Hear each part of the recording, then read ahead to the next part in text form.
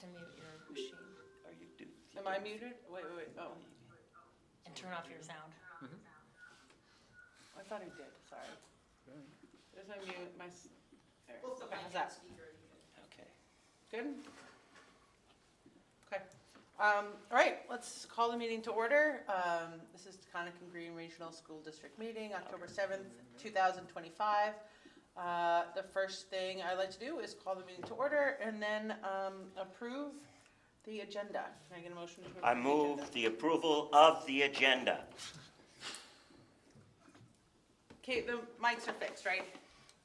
Good. Can I get a second for that? Yep, I'll second. Thank you. Any comments or amendments to the agenda? No, seeing none, okay. We'll follow the agenda as passed. We've included a 10-minute public comment. We didn't vote. Oh, thank you, sorry. Yeah. All in favor of approving the agenda, please say aye. Aye. Anyone opposed or abstained? No. Passes. Thank you. Did you get that? Okay, 10-minute public comment. We have a 10-minute public comment now, and we have 10 minutes set aside for the end of the meeting as well. I know that I see some public out here. Is anyone interested? Have anything they'd like to add now, either online or in public? I'm not seeing any hands raised. Is anybody else online seeing hands raised? Okay. Okay, great. If you would, please take a look at your packet, and we'll take just a minute to review the board goals.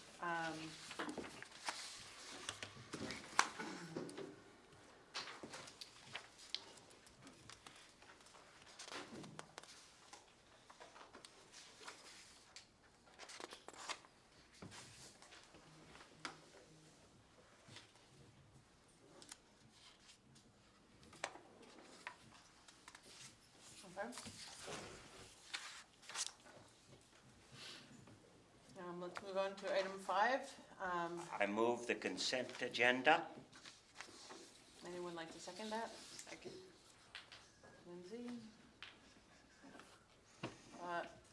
Any discussion? All in favor of approving the consent agenda, please say aye. Aye. Any abstain? Thank you. That is passed. Item number 6. We have some time set aside right now for the future of our schools. I'd like to read aloud just for the folks at home that are going to be watching. We have a set of 6 dates. 1, 2, 3, 4. I'm going to say the first 4 dates in October that we will be presenting information for the future of our school. On 10/9, which is Thursday from 2 days from now, we'll have a middle school design presentation here at MEMS from 6 to 7:30. That will be I think it'll be a presentation of what we're looking at tonight as a board, but this time will be for full community input and discussion around it. 10/14 will be a community forum at Sunderland Elementary School from 6:30 to 8:30. 10/20, there'll be a community forum at Courier Memorial School from 6:30 to 8:30, and an informational session 10/27, which will be virtual from 7 to 8. And those last 3 meetings will be the discussions with the communities around the closure of the Sunderland and Courier Memorial School. The informational session, the virtual session is being held the night before the vote. The voting will take place on 10/28 at your local polling place. At this point, I think I'm going to hand this over to Kyle, who is going to present some of the middle school design options. And just a note for our board, this is an opportunity for us to see this work. We're not voting or approving anything tonight. This is more of an opportunity for feedback, so we have time to look it over and digest it before we do make any kind of final decisions on this. Can I ask a question about the forums? Sure. Remind me, those aren't board meetings. There's no deliberation happening amongst the board, Correct. and we're only listening. And These are specifically for the community to engage with the members of the board that are at the board. There's a presentation that Randy's putting together and working with myself and possibly Randy and, or Lindsay and other folks from Courier, so that they're informational, and we won't actually vote on that until our November 4th meeting. Okay. Okay? Any other questions about that? I realize we didn't talk Is about there a that. certain place that's best for me to stand, just to be on camera and best for, thank you. I think behind, I think over there, next to the Okay, screen is on video. I'm seeing it on a split screen. Everything that's being shown is in the packet, right? So I don't need to, So Correct. we have more Oh. detail on this than what's in the packet, so okay. we'll wanna, if you all could look at the screen, that would help, just 'cause there's more of a detailed breakdown. So sorry, Sharon, It's where's over best for here. me? Over here? I think if you go over there, maybe to the right of the screen, the camera will pick you up once you start Yeah, speaking. sure. I think you have to hold it horizontally. There you go. You're right.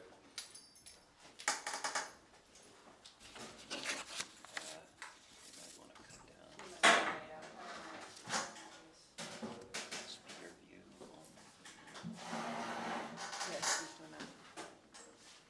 Oh, you know what, if you could hold it landscape mode, Of course. that should be more visible. Yeah, that's great. Is that all right for you? Yeah, that's fine. Okay, you should be awesome. Okay, and hopefully everyone can see the screen. Can everyone on the call hear me okay? Okay, great. So thanks everyone, I'm Kyle Murphy, I'm an architect. Our company's name is Cato, and we're one of the architects working on this project. We're also teamed with Truex Collins, who I don't know if Cam is on the call, but we have an awesome team of architects and engineers and landscape architects that have been working on really thinking at a high level about the site. And so we want to, my guess is that most of the discussion tonight will be more at the site level, but we also, just as a way of kind of contextualizing the design ideas we have for the building, we're going to get into the interior layouts of the building a bit, but my sense is it's more at kind of groupings of spaces level rather than like where the bathroom is going, so to speak. So there's three approaches that we want to show, one of which, the first one, you've seen the last time we met, we've developed it further. And there were some things about it that we realized were kind of needing a second look. So we've come up with two other approaches that really, a lot of this is about kind of where is this happening on the site? How's it impacting parking? How's it, yeah, sure. All three designs are situated here on this land. Correct, And on this part property. of the interesting problem that you had, as I understand it, was that some of what we hoped were not too bad wetlands turned out to be wetlands. That's right. Precluding lots of things that we might have done in between. Yeah. If somehow, although we've been looking for a year and a half, land does become available, then any one of these three designs could be relatively easily modified to fit that particular land. So just to confirm, so your first point is correct. We found there's quite a bit of wetlands. Just to clarify, that's over kind of on the parcel that's mostly to the north here. Oh, I'm like messing up the, sorry. Mostly up here. There are some that kind of creep up onto the soccer field here. But then with respect to your question, I would say yes, most of the ideas that we're showing here could be adapted to other sites if we needed to. But as you all, I mean, you know, like most buildings, we try to design them in a way that they're really working with the constraints of the particular land that they're on. So there's definitely, you know, bespoke qualities to each of these that we wouldn't just like copy and paste the design, but I think there's components to each that absolutely could adapt to another piece of land if something became available. Thank you. So am I, yeah, addressing, yeah, okay. So that's a great point, thank you. So one of the first option we'll look at is one that we've shared previously. There's been some refinement to it. There's also some issues with it we noticed that made us want to take another look. So we came up with another approach for this side of the property, and then we came up with an approach that's across Memorial Drive on the existing soccer field. So some things would need to kind of shift around with that. So we're working with a limited amount of property, and we have to think about how do we accommodate all the parking and the buses, and there's actually quite a bit that we need to fit on the land. So just at a high level for this first option, this was really based on two axes that we were working with. One is the north-south arrow, so there's a really nice view up to the mountains to the north that we could take advantage of in the project. There's also It's really more of an entry sequence that comes along the east-west axis, and that's how people would be more or less entering in the building. So where those two meet, we had identified as that's kind of where the heart of the building can be, where like the library and the learning commons, and then the rest of the building would fill in around that. So that's really just what we're showing very simply in red is a lot of the academic spaces would be on that kind of northern bar, and then some of the larger spaces like the gym, the auditorium, and others would be below that. So this is just a very simplified kind of organization of what we developed for this area.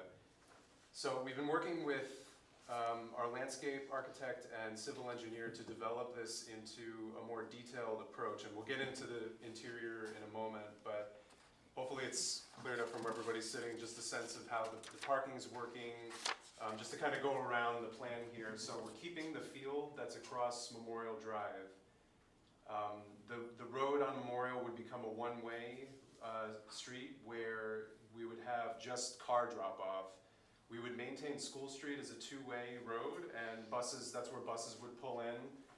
And at the center of the center of the plan, there would be a drop-off and a bus turnaround, and also bus parking along that. And that's basically where the main entrance to the building would be. And then you can see the parking is basically going up along where the existing athletic field is right now. So we unfortunately have to lose one field in all of these schemes because of just the amount of parking and everything we need to accommodate on this. But the goal would be to enhance the connection, and that was brought up in the last meeting, enhancing the connection with the rec to be able to, you know, really provide all of the athletic fields that are needed. So there would be a fire lane that wraps back around the building, and then that would connect into a service drive that's kind of on the top right. Sorry for the folks on the screen, I don't know how to point with this, but, and then on the interior, on the south side of the building, we would develop that playground. There's that existing playground space to accommodate other things like a basketball court and just really activate that part of the site. So this is switching to just a 3D view, and we thought this would be useful for the board to get it, because even though we're thinking more at the site level right now, I think it's important context for all of you just to understand like where are we kind of organizing big groupings of space, because that impacts the way that the building is interfacing with the site, how it's connecting in with the building that we're in right now. So just to go in order here, the main entrance would be where the magenta arrow is coming in, and then that's connecting into the main library space. There would be a reception and a security checkpoint in that, basically that vestibule when you come in, so that's where people would sign in. That's where there would be controlled entry for anybody who's coming into the building. Can I stop real Yeah, quick? Just that sure. dark gray area is existing MEMS, right? Yes, sorry, I should just have wanna make given sure more that's- context. So everything in gray is the existing MEMS building. We have the property line noted here. The green is basically the tree line. And then we're just showing in a very simple diagrammatic way the streets and the other stuff that's going on Can I ask a around. quick Yeah, question? sure.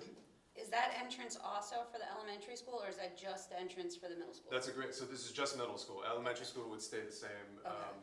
And we are, the renovation of the building that we're in is part of this whole project, but for tonight's purposes, we're just talking about that. But thank you that's just the middle school entrance. So there would be the checkpoint when you come in,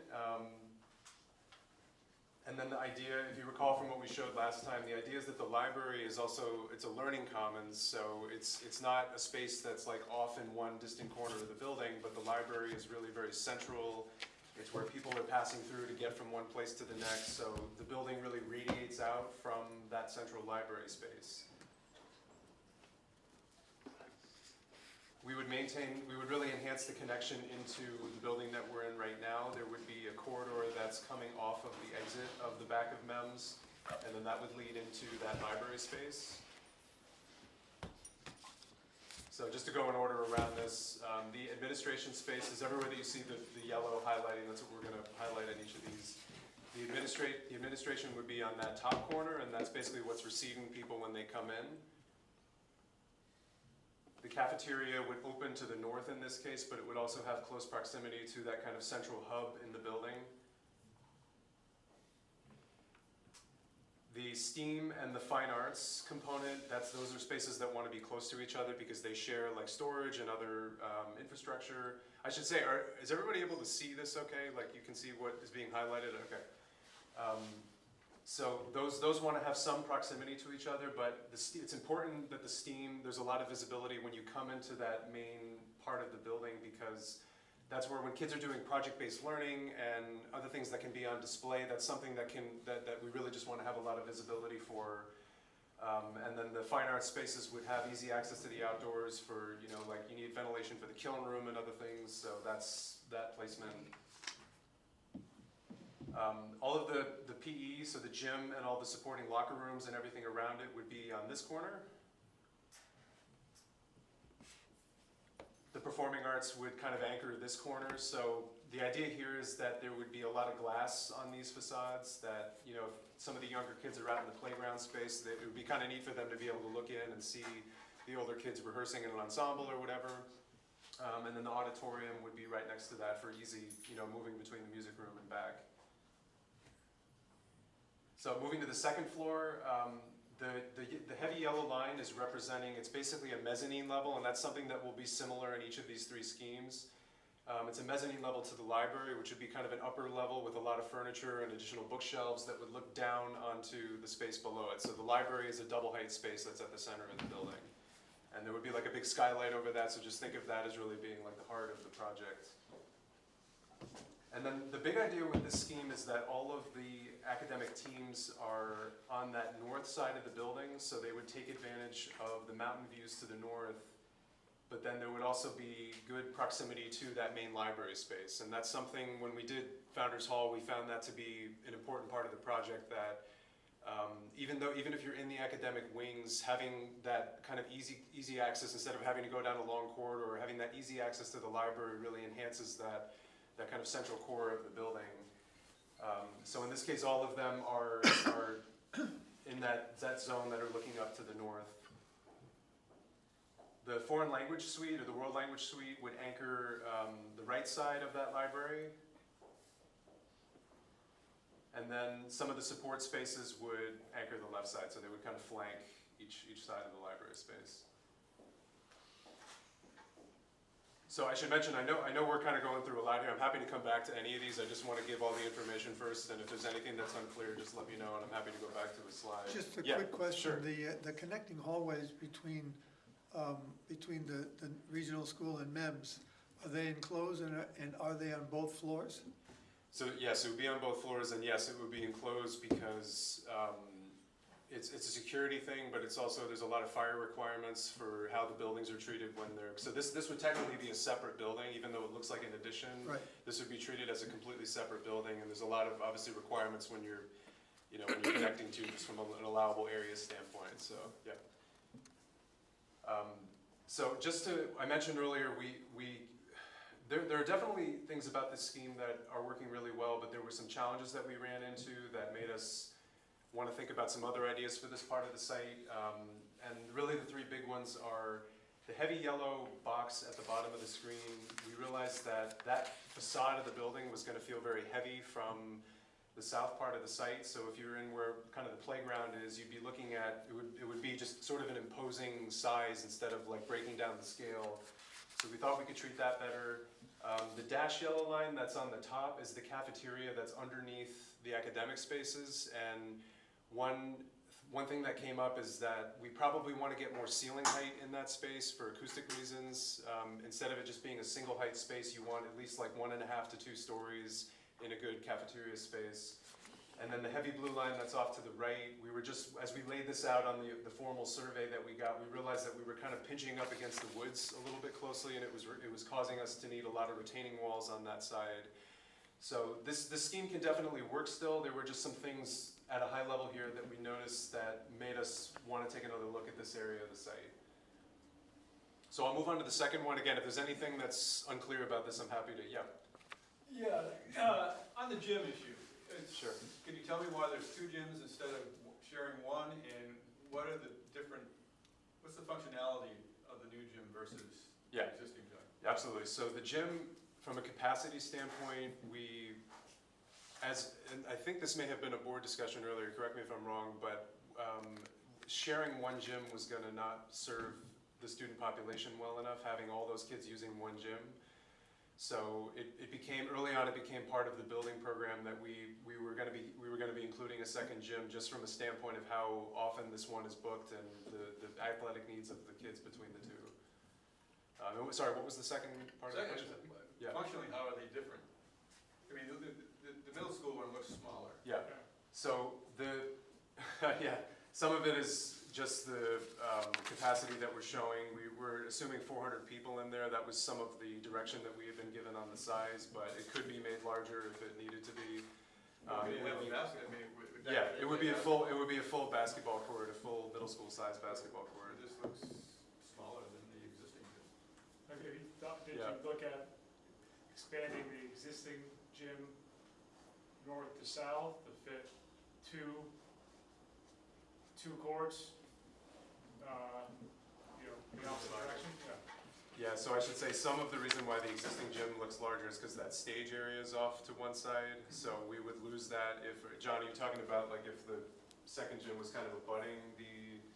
Yeah, I had the same question as my dad did, yeah. Yeah. 2 gyms, it seems like it's a lot, Burn's got one gym, we're the largest high school in the state with only one gym. Yeah, and BBA needs a second gym, Yeah, BBA really needs another. But, what's the right number for 2 gymnasiums, and does it make sense at all for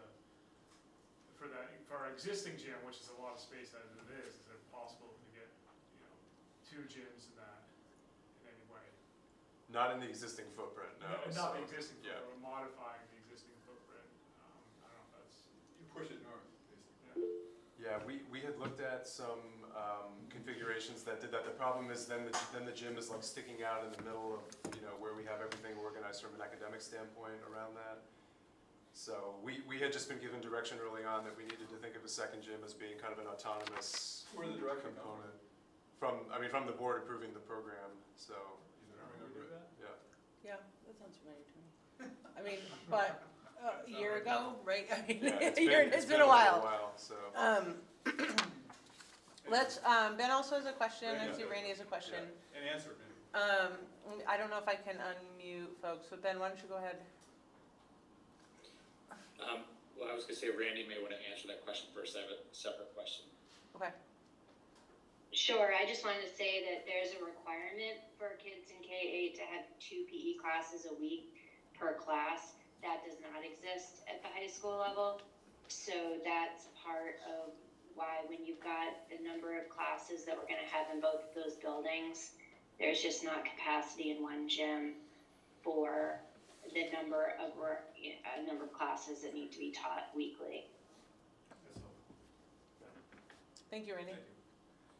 I think it's definitely fair questions. Like we can show some of the iterations that we did that kind of studied the gym being on that side, because maybe there's something that can come of that. Because I think I understand what you're asking, and we'll look more at the exact footprint of right now these are sort of very simple blocking and stacking diagrams, but we can look more closely at the specific size that we're showing as far as the basketball court and the amount of spectator seats, just to give more clarity on how that would work.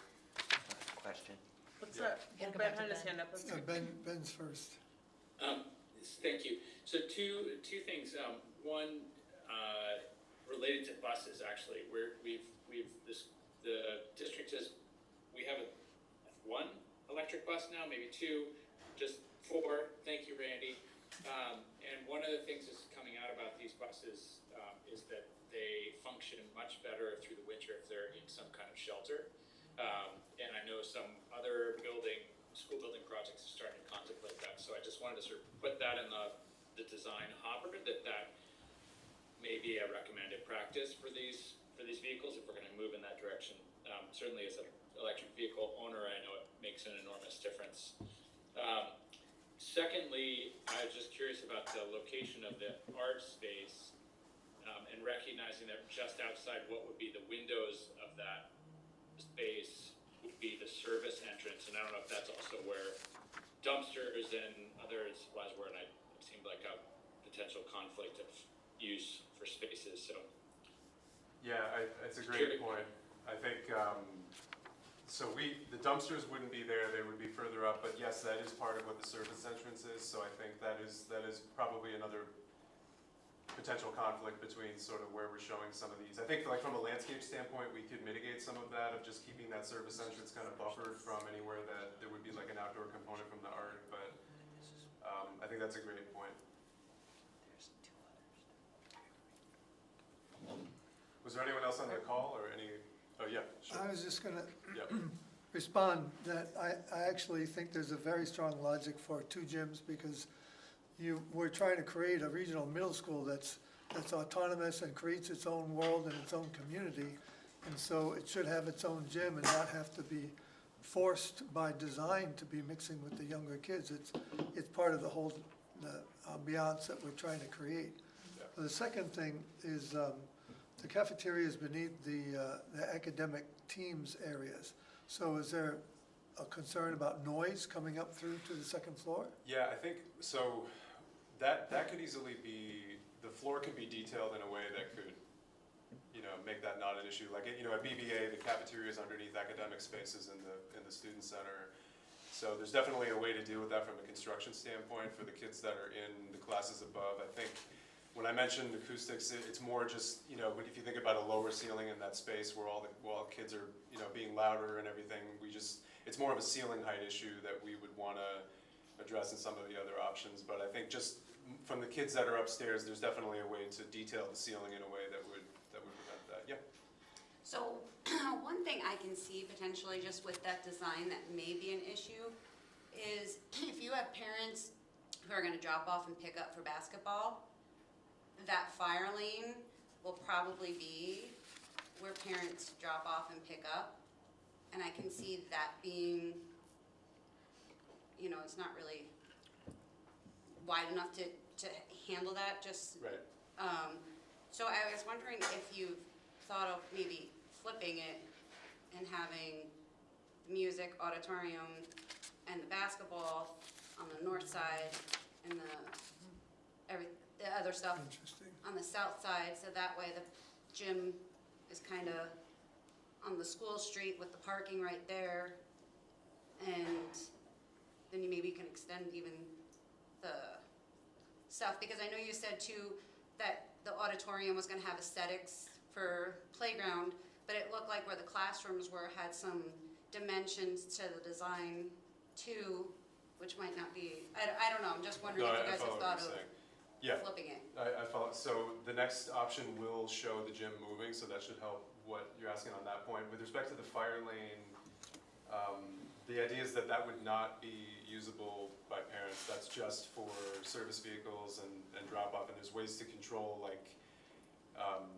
I don't mean to always be referencing BBA, but just because it's in town and everyone knows it, like the courtyard is actually a fire lane that accesses the building, but people aren't allowed to drive onto that to drop kids off, if that makes sense. So there would be ways of, bollards and other things that could control traffic from going back there. The access to the gym, and I think someone had asked this on the last meeting, the access to the gym and the auditorium would actually be through the building, so it would be through that central main space.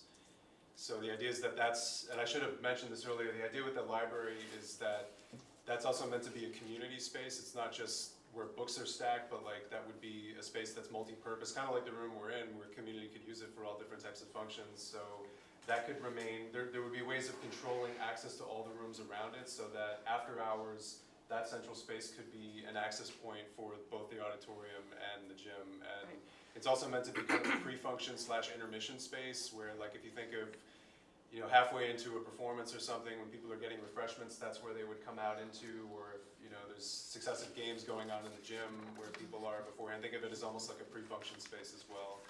So is that addressing, because that would be, when you mentioned parents dropping off, the idea is that they would be dropping off at the main entrance and kids would be coming through the building to get to the gym, and that would make it so they wouldn't have to come back around in the fire lane area to do that.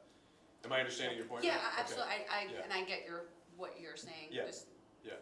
the way things happen, not everyone Oh, yeah. directions. So. I understand, yeah, of course. I know some of this is always in a perfect world, but yeah, I would say, just from a landscape design standpoint, there's lots of things we could do to control people from being able to go back there after hours. Like, that's just meant to be for emergency access and for service. John, I see your hands up. Do you mind, Yeah. because there's 2 other iterations that are quite different. It might make Yeah, sense no, but that these are your, great questions. right, your question might have more context Oh, or wait. whatever. If we move Okay. on, yeah. All right, yeah, and happy, you know, these are great questions, so happy to come back to any of this.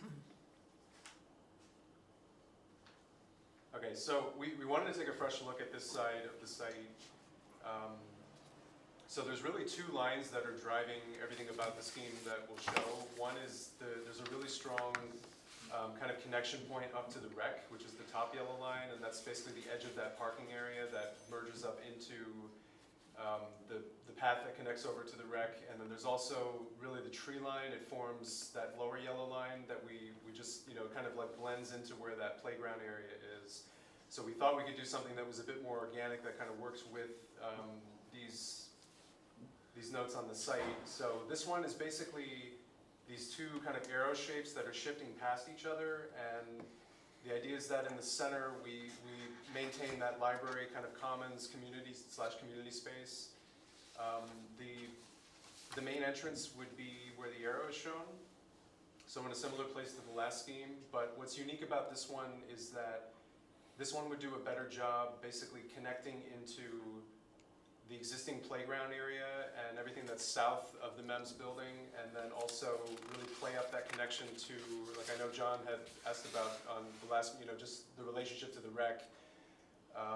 So there would be a heavy path and landscaping that would lead up to where you access over to the rec.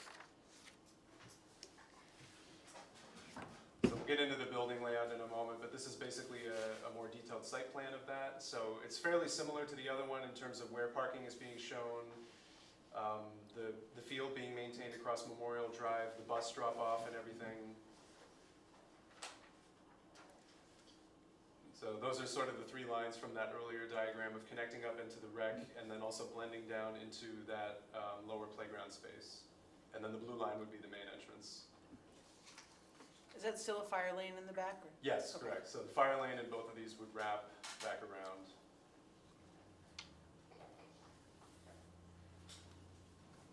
So in this one, we have it's a similar sort of entry condition where we come in on that north side of the existing MEMS, so everything in the gray color is existing, and that would come into similar sort of reception security checkpoint, and then that would lead into the main library space. So that library is basically radiating out into all the spaces that are around it. But what's unique about this one, and we would have two more controlled entries there where that wouldn't just be open all day, but there would be a way of maintaining security through the building so that people would be able to enter on each side, and then that would do a better job connecting to the playground area and then up to where the path is over to the rec.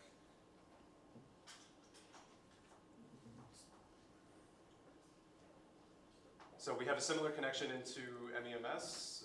Basically, the entrance that's off the back of the building on this side would connect into a corridor that would lead into the new library. So just going around the plan, we have the admin spaces that are on this corner that are where people come in. And then what's different about this design is we've broken up the academic teams a little bit more. So we have one that's on the ground level here that would look to the north to the mountains, and then it would also have easy proximity back to the main library space. This is the upper level you're talking about? This is the lower level. So, Lower level, yeah, okay. Yeah. So, per your point, in this one, we've moved the gym to the north side. Just, you know, there were some things about some of the other spaces that worked better on the south, particularly the cafeteria, and in this case, the gym would have a view to the north. It's also, just when we think about the type of light that's coming into a gym, you generally want to avoid south light because of shadows, hard shadows that it creates on the basketball court. So this would take advantage of northern light. Can I ask another Yeah. question? I'm sorry. Sure. Is there regulations for places where you invite the public, say the auditorium or the gym and handicap parking spaces? Because it just looks like everything we've had, the auditorium is in the back of the school, but the parking is at the front. And I didn't know if there was regulations, you know, if you're inviting the public with handicap people invited, this distance from this parking to where those Gotcha. areas are. Yeah, I understand. I think, I should say, just from a, it's not very far that you have to move through the building to get to the auditorium. In this case, because the auditorium is double height, if we put it on that north side, that would mean that there's so many other spaces that wouldn't be able to take advantage of the views to the north, that we would have to move to the south, and they would be just kind of looking into the woods. So I hope that makes sense. I would have to have a diagram to kind of shift them, but I understand what you're asking. I think it's just because the auditorium is so tall compared to everything else that if we were to put it on the north side, that would displace so much other stuff that would have to move. So, we're not talking about I understand from an accessibility standpoint, but from the parking, it's, it's not a huge distance that we're moving through the building to have to get to some of those spaces on the south. I notice in option 2, which is what I think we're looking at. That the main entrances for both the younger kids and the middle school essentially are almost directly across from each other. How are we controlling, there's one and there's the other. How are we controlling? This is option 3 that we're doing. Yeah, so that's going to be the next I'm sorry. scheme that we'll show. But yeah, Okay. that'll be the third one This is that we 1B. show. Got the wrong one. I was looking at 3. It's fine. It's a lot to absorb tonight, so I appreciate everyone's. Does the cafeteria gain extra height in this Yes. plan too? Yes, so that's one of the reasons why we shifted things around in this, is that Always talking about the food. cafeteria being, so I'll get to that in just a moment where we Sorry. highlight it, just don't want to keep staying in order here. So the STEAM space is facing the library in this, and then the fine arts is facing where the service drive would be. Performing arts is on this lower corner, and there would be some opening out onto the playground there. So similar thing, if you imagine like a concert band that's rehearsing, the younger kids would be able to look into the band room and see the rehearsal taking place.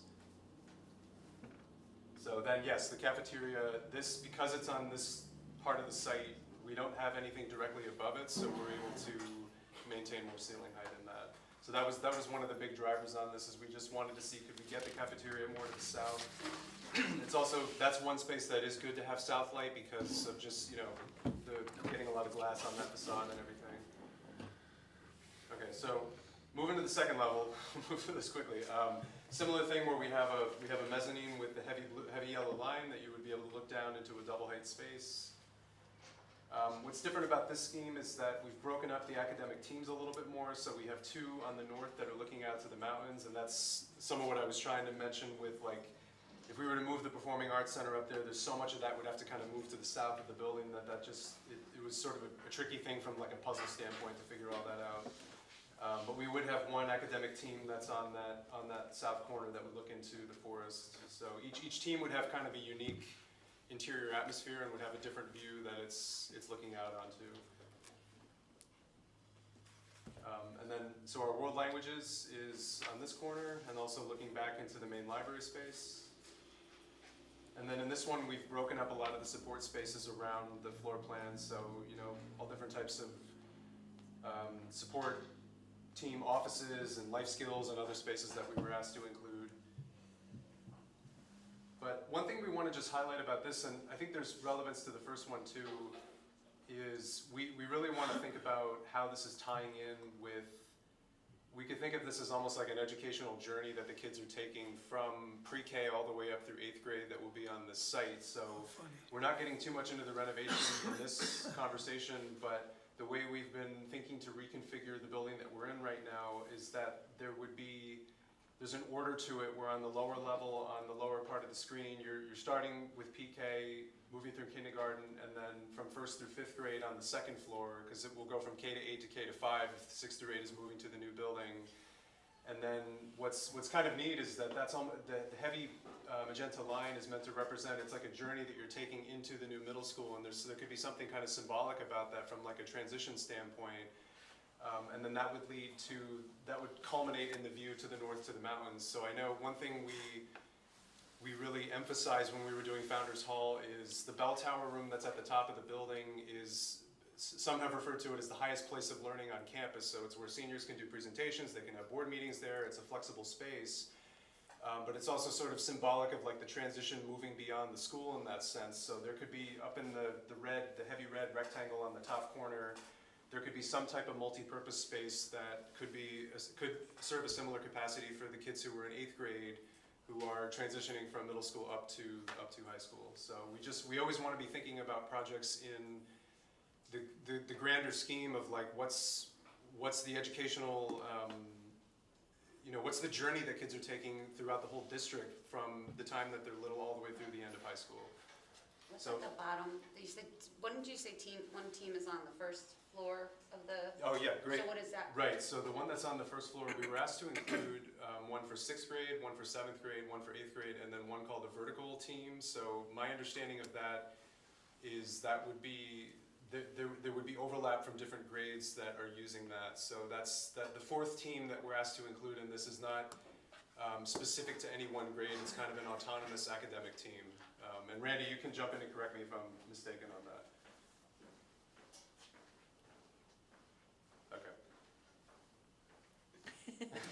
I'll take it as I'm good. Sorry, No, it's fine. sorry, it's funny, Kyle, because you're looking not, I'm sorry, you Yeah. are looking not at me. which No, I know sorry, I didn't mean to put you on the spot. Obviously, you're not looking at me, but Yeah, I wasn't sorry. completely sure you were looking at me. Yeah, we knew that we're gonna need a 4th team, and we are thinking that could be a vertical team. We know that there's been a lot of interest in models that our teachers have seen and experienced and really positive that are that way. We also know that folks are interested in the potential idea of a sort of the mountain campus idea. So we know we need a 4th team. It's got a little bit of flexibility now, and as our teachers are beginning to plan and think, we're leaving the space right now based on what we heard from visioning people are interested in, as well as current feedback and input from teachers. But Yeah. they've got a place. Okay. Yeah, my apologies, Randy. I didn't mean to put you on the spot there. Yeah, so that's well said. And like that's in all these schemes we have the 4 teams. So there's one for each grade, and then there's the vertical team. So I'll go through the 3rd one now, and then again, happy to come back to any of the slides to go more in depth. So this is the one that we also wanted to look at the part of the parcel that's across Memorial Drive, because we just wanted to think about like what does that mean if we kind of shifted things around from a parking standpoint and an athletic field. So in this one, the yellow line is meant to indicate that there would be some there's a critical relation between the main entry of what will be the new middle school and the entry of the existing building that we're in. And then that would intersect with a drop-off area that would be along Memorial Drive that would serve both schools. We'll get into some more detail on that, but the main entry of the new middle school would lead into the blue circle, which is basically the heart of the building, and that would be where the library and the commons are in this case. So then the building would basically be shaped around that core as the red is showing. So we have some important setbacks that we need to be mindful of, because we do have some residential neighbors that are to the west of this. So the town has a larger setback that they require. It's based on a 45-degree angle, so it ends up being about a 30-foot setback for the height of building that we're anticipating, and that's more or less indicated on this. So here this is in more detail. And you can see some of the things that have moved around. So in this one, we're showing the athletic field moving back where the building was in the other 2 schemes.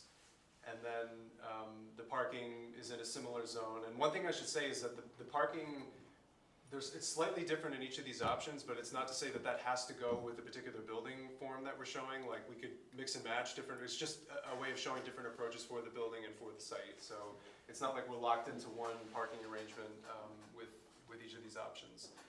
But you can see how this kind of, both buildings abut on Memorial Drive as they're coming in. You had something?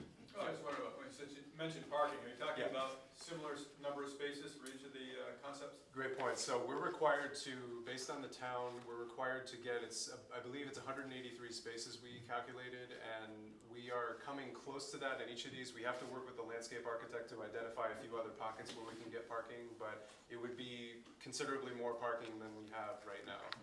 Yeah. And I know parking is always a point of tension. Like, that's something that I think was brought up on another meeting, so that, thank you for asking. Is underground parking absurd to even consider? I think someone had asked about it. I mean, it's definitely expensive, but you know, if it came down to it and there was a reason why we really needed to find a way to get, you know, 40, 50, 60 spaces in a more condensed way in order to maintain other things on the site from like a recreation standpoint, we're always happy to look at that. But for the sake of these schemes, we were just assuming surface lots. So on for the drop-off on Memorial Drive, that in this scheme is envisioned to just be bus drop-off, and that would be a one-way road where buses would serve both buildings. School Street would remain a two-way street, and then all the car traffic would go off the extension of School Street, and that's where the car drop-off would be on the north side of the building. So we're just kind of shifting some of that around in this scheme, and where the bus drop-off is shown at the center, that's where both entrances to the existing MEMS and the new middle school would be. That can't be a regulation soccer field, can it? Like, Yeah, it is. I don't know the exact dimensions off the top of my head, but from the landscape architect we work with, we had talked to them about, I forget what the exact size we had stipulated, but that is a regulation size. And two basketball courts? 2 basketball courts, yeah. And so that one would require some retaining. If you can see kind of at the lower corner of the soccer field, there would have to be some, just because of the grade change that's coming up onto the hill in the back. Yeah, sorry. Yeah. No, it's fine. It's one way on Memorial Avenue for any type of traffic? For all traffic, and that's a big part of what we want feedback on tonight is, you know, when we talk about high level, like traffic movements on site and where parking is, like that, this is the stuff that we want to hear from everyone. You know, how do you envision that working? None of this is set in stone for how it has to be. This is just, you know, as far as we've taken the iterations, but that type of thing is what we are looking for feedback on. And parents are not supposed to drop off at the entrance, or are they? The idea is that, yeah, when buses are dropping off, that would only be bus traffic that are moving through that in a one-way, and the cars would be coming on School Street. How do you regulate that, I wonder? That's going to be interesting. Yep. How can you show a path? I don't know if people can see it from here, but I know you have kind of a bus turnaround path, right? So that when people are dropping off in front of the elementary school, they actually kind of loop back. Is that right? School Street. Not in this one. And then when you go, or maybe the other one.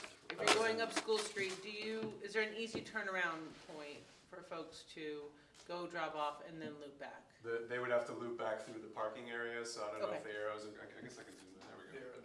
Yeah, so you would have to kind of loop through the parking to come back. On the other ones, we had an actual circle that you would, you would turn. So, yeah, I know, I mean, there are many aspects to the traffic movements on the site that I think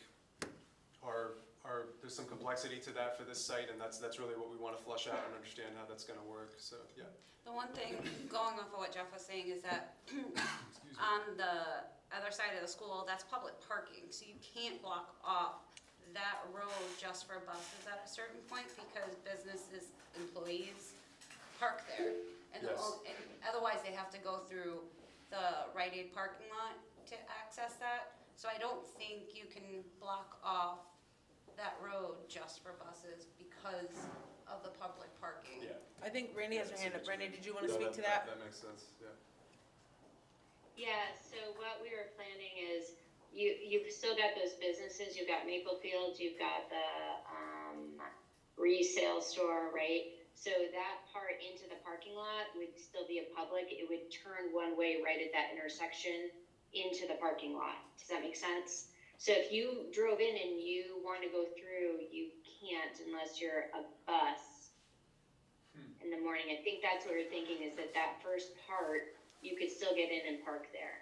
And that's just during drop-off, right? But throughout the Yeah, that day, would just you would, be- right, and you had Yeah, some of the throughout the things day, we'll talk cars about later. would be able to move through. So a person would have to be out there essentially regulating that? There I would think they probably do need to now. There would probably need to be Right, some. I'm just I don't think, Yeah. Kelsey's got a hand up. Kelsey, do you want to chime in? Can you just clarify, and I think you just did, but make sure it's very clear for me. When you're saying that, like if I was a pre-K parent and this is the situation, I could park by the resale and still walk my child for preschool instead of going the other with the parent drop off, right? I'm sorry, could you say that one more time? I didn't fully understand the beginning of that. So pre-K is Yeah. down at the bottom here. Yeah. At the bottom of your Yeah. screen. And so when my kid was in pre-K recently, like we walk our children to the pre-K door. So I'm just saying, like as a pre-K parent, I wouldn't want to be like, where's the parking for that? Because you're not going to be going down School Street and parking your car and walking all the way up. It's a different entrance. Yeah, that's a great point. So sorry if I missed this. Where did you actually park when you would walk your child to pre-K? Like, would you park along Memorial and be able to do that? No, below the Well, footprint. I get yelled at. But Yeah.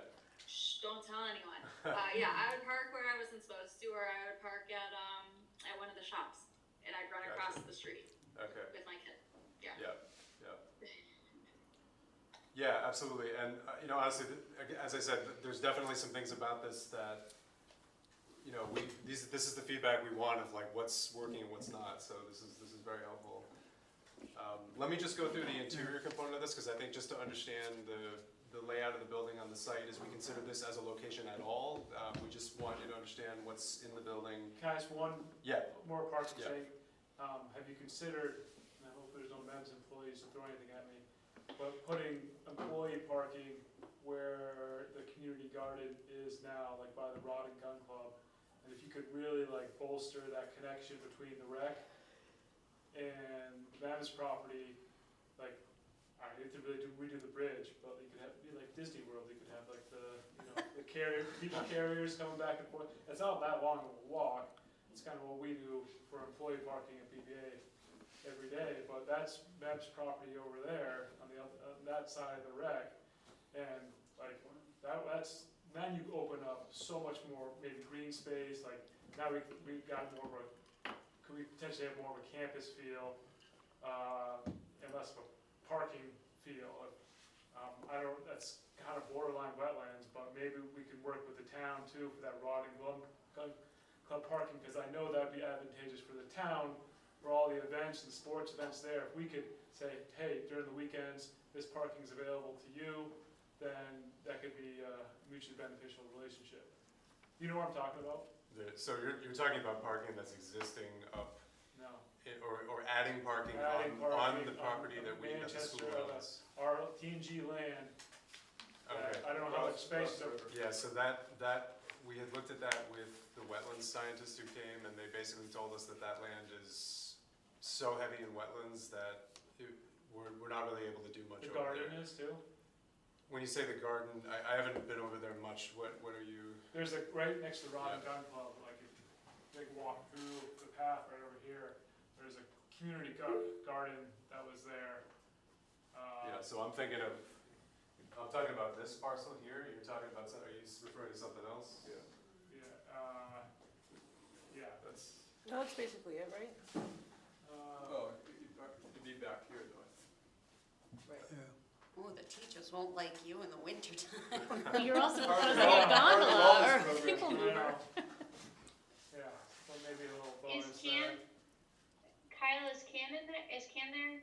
Not in the room. I don't know if he's on the call.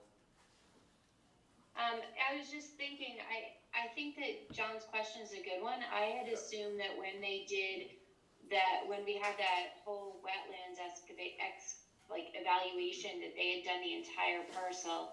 But I think it's worth getting confirmation that they did look at the entire parcel, including the area that has the community garden on it.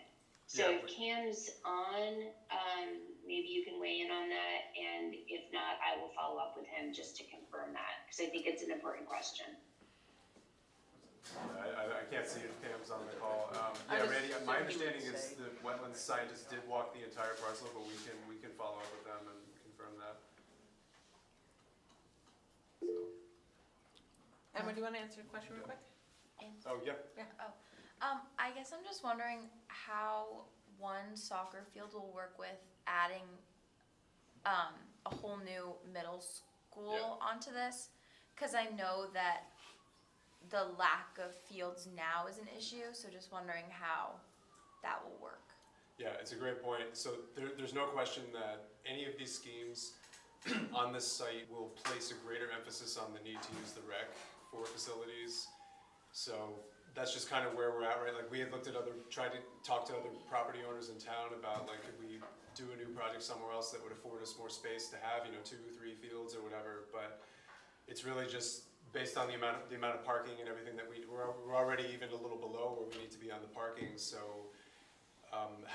the rec fields, are they overused now, or is there additional capacity to be, like, I'm not over there very much, like. They have a 7 and 8 girls and boys Dorset Manchester soccer team. Yeah. And they play all their games at the rec.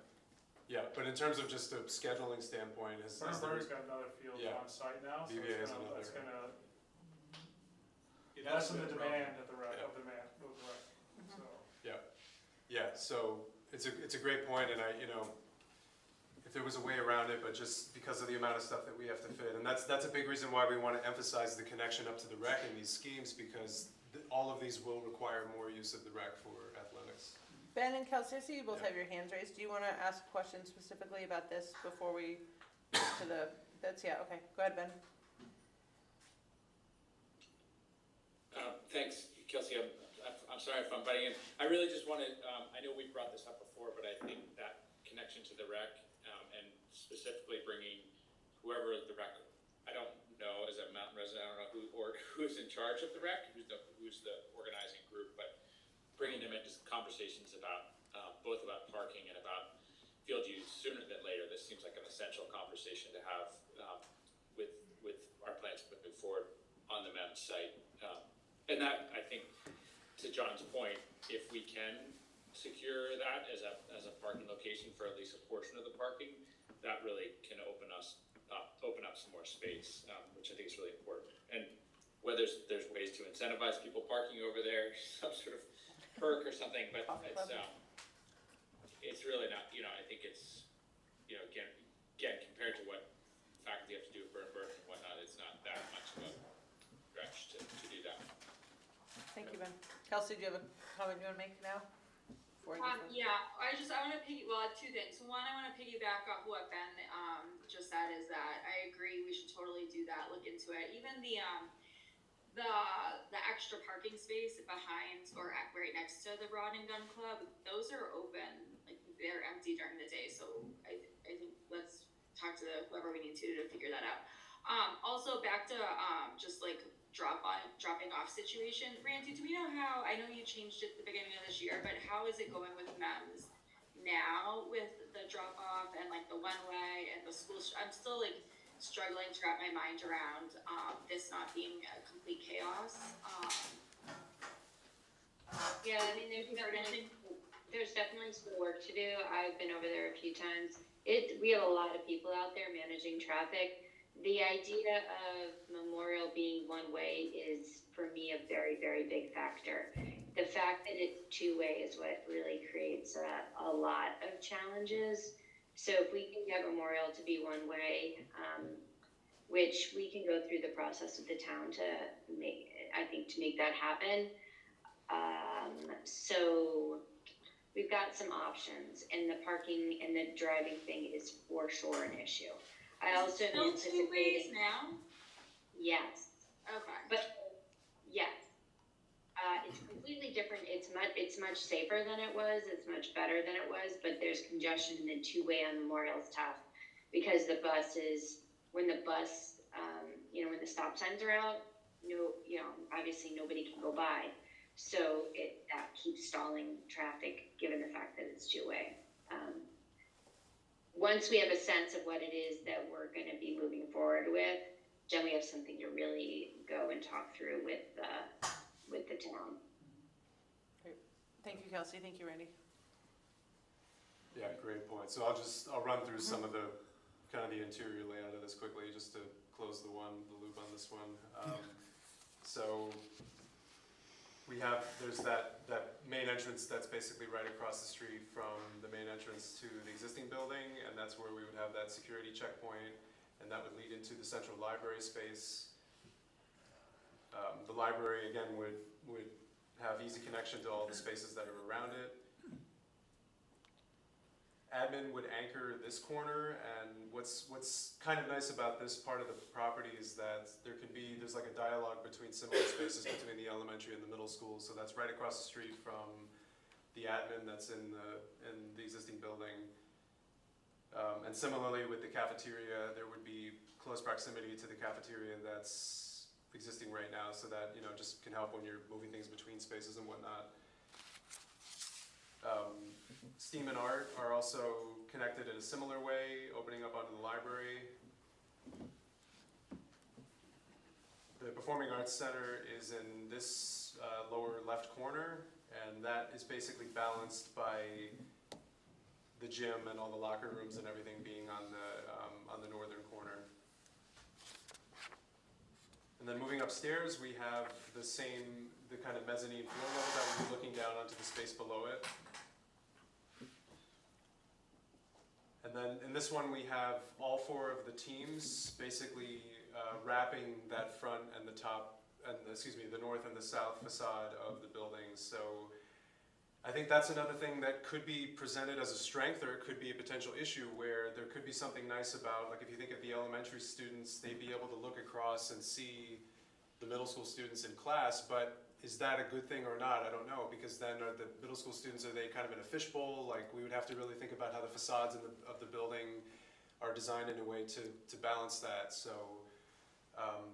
that's a big part of why we wanted to show the interior breakdown of each of these, because it's not just about thinking about a block on a site plan of where the building is, but there's actual pros and cons to each in terms of how we're laying out the interior, as many of the good points have been brought up tonight. So we would have the support spaces that are front and center looking into the library, and then similarly world language would basically flank the other side looking into the library as well. So I think this is, we wanted to do this kind of side by side, and this is probably the best slide to leave for discussion purposes, but I can go back to any of the more detailed ones.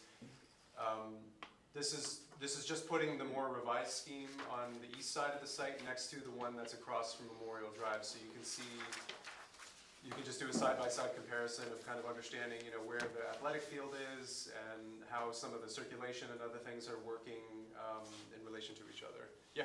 Are all these options the same square footage of the school? Great question. Yes, they are. So they're all, you know, there's little deviations here and there, but they're all roughly the same size middle school building. Because the last option, I'm just gonna say, I hate, because it looks like you're squeezing everything into such a, there's like no outside space whatsoever. It's a little tight over there. Yeah. No, that's why I wasn't good. sure if it was the same square footage, Yeah. but okay. It's a great point. And actually, one thing I really want to emphasize is we are not favorable to any one of these schemes right now. Like, there are things about each one that I think are working and other things that are challenges of them. So we're not here to like sell one of these options. It's more like these are different ideas we've come up on the site, and we want to have feedback so we can keep refining these and as a team work together towards what's the most successful one. Yeah.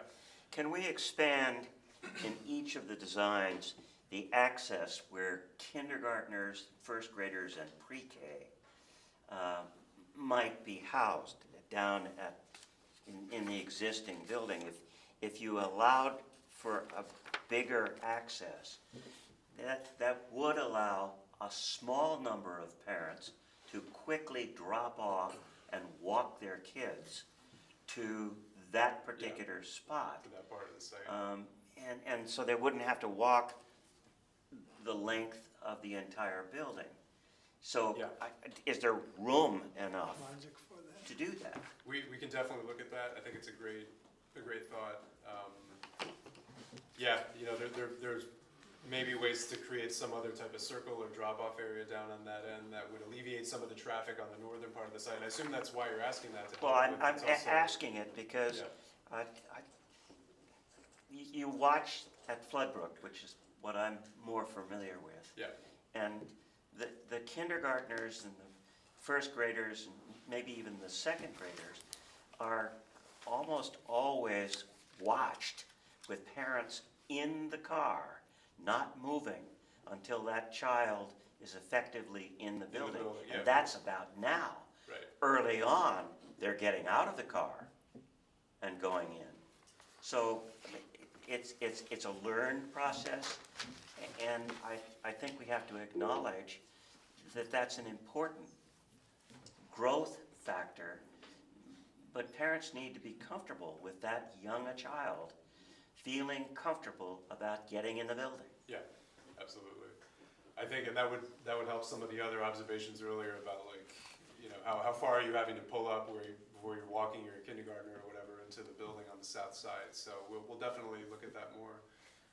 Kyle, I know there's a Yeah. couple questions coming up. Are there a few final points you want to make before we start really opening up? Or No, I think we can, all I would say is, you know, just some of the high level, like, we're on the site right now, so it's like, think about, as you look at these, you know, what feels right to you from a standpoint of where the building is? Like, that's really the high level conversation that we're looking for, of like, does it feel more, you know, the building would probably feel more prominent on that part of the site when you pull in versus something that's a bit more tucked behind the building here, but that could be framed as a good thing or a bad thing. Like, there were people on some of the calls that we talked to who kind of favored the back site from like I don't know, it's like a more of a secure, protected area. So just as you look at these, we're interested in very high level thoughts on like what is feeling right about each of the schemes and what are some areas that you want us to look at. Yeah. I saw Kelsey had her hand up, and then I think Jeff has his hand up again. And Dick. So let's go in that order. Kelsey. My comment has to do with this like parking situation still, and Dick's comment about the younger kids. At least for like, again, if you're talking like pre-K, kindergarten, it's more of like a car seat issue. Like when they're 4 years old, you're helping them get in and out of the car seat. So, and it takes time and the walking and whatnot. So, I don't necessarily know if you have a good setup, if parents are, I mean, I understand in Flintbrook, I don't necessarily watch my kids go into the building because at Dorset, they have the way that drop off is, they have to like walk up and beyond, behind the building. So I think it all depends on how the actual administration works on their, drop off. But again, it's like the car seat situation and like helping the kids in and out. It's gonna take more time. I'm with Lindsay that option 2, I guess it is the third option that we're seeing. Seems really congested and crowded, and there's houses there. And that's where I'm gonna end right now. Thank you. Yeah, great thoughts. Thank you. Jeff. I've got 2 questions, one for Mr. Murphy and one for Randy. But relative to entry points, is it contemplated that each entry point requires staffing? So the main entry to the middle school definitely will. That's basically where the reception window will be that you come in and check in. Other entrances would be controlled, similar to other ways of entering this building, where you would need some sort of card access to coming in, so that nobody could just come in. Is that what you mean? Like, yeah, I mean, well, we just talked about a second public entry point as far as the pre-K goes, but I mean, these are public entry points would be minimal as far as it wouldn't be having 3 or 4 of them. There's basically 1 or 2. Yeah, I mean, scheme or not. I think one of them showed there would be at each end of the. Each end, but those would be like key card entrances only. You need a way to get in. I think for the pre-K and younger kids component, my sense is that if that was considered to be another like main entrance to that part of the building, we would need to look at that from a security standpoint of like, is there another staff member there? And I that would be kind of a staffing question more than myself. I was just curious about that. And secondly, for Randy, more than anything, I suppose, is from a process point of view, when do we get feedback and input from affected teachers as well as principals? Or are we having that relative to the schemes? So some principals have been involved in the like reviews of these as we've iterated so far. We've got the public forum on Thursday, where anybody can come and they're going to see the exact same things, have the opportunity to give input, ask questions, give feedback. I don't have teachers a specific presentation scheduled with the teachers yet. can do that. The issue right now is just timing. Sure. with I'd everything. personally like to hear from the teachers, those folks are gonna be teaching in there, I'd like to hear what their perspective is. Yeah. Is there a way, I'm sorry, I'm jumping in, is there a way to like email the teachers and be able to get feedback from them? And so then, and it's like a closed deadline? Yeah, but I think it's also important, I wouldn't ask somebody to give input on just the drawings without being able to hear the presentation, because I think there's too much that's left, it's just hard to understand if you haven't actually interfaced with it. But for sure, we can get that information. I know that there are some teachers here at this meeting as well, and I would say to them, hey, send me your thoughts, for those of you that are either in the room or on the call. And yeah, we can figure something out. I can work with Kyle to do something for anybody internally who wants to give some input into the designs. Yeah, we're happy to put together other formats if it would be useful for faculty and anyone. Dick, you had a question, and then Rogan? Yeah. Are both cafeterias independent? We talked about shared major large-scale cooking facilities with the possibility of then moving food already prepared to the cafeterias. Are they independent? And if they're not independent, where in either one of the schemes is that larger prep area? And then I have a follow-up question. Sure, that's great. So the way that we've laid it out is that the main prep area is part of the middle school cafeteria, so that would get incorporated into what you had seen in the layouts of those. And that the existing cafeteria in this building, the kitchen would get reduced to basically just a warming kitchen, that wouldn't be a prep area anymore. So that area of the middle school would serve both, and they would be moving things between both. We're happy to look at other approaches, but some of it is just because we only have so much space in the existing cafeteria, and it would benefit to expand a little bit into that kitchen area in order just to accommodate the seatings and everything for the revised elementary school that will be in this building. So I would say the simplest way to say it is they will not be fully independent cafeterias. The middle school would be carrying more of the infrastructure for that.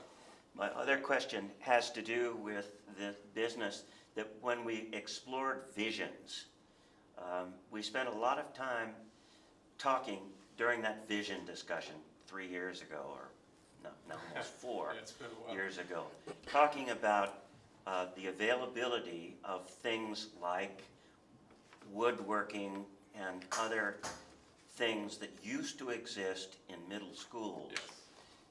Even the possibility of electronic kinds of operations. Is any of that in the current plan?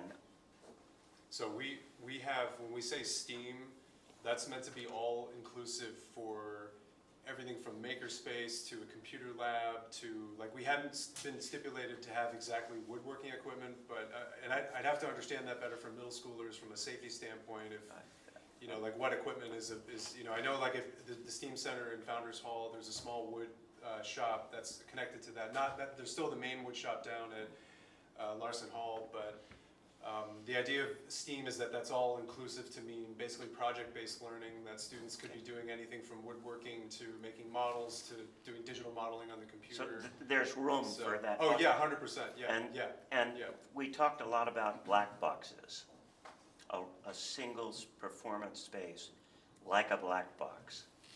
Yeah, so there's pros and cons to different types of performing arts spaces. Like there's, so for anyone who doesn't, like a black box is basically a flexible theater that you can reconfigure in lots of different ways for different types of performances and events. And there's lots of things that come along with that make that really great, but then there's also benefits to having fixed seating theater from an acoustic standpoint and not having to you need all kinds of hoistways and stuff when you're doing a black box to be moving things. So it's definitely, I would say, pretty expensive to be doing a black box.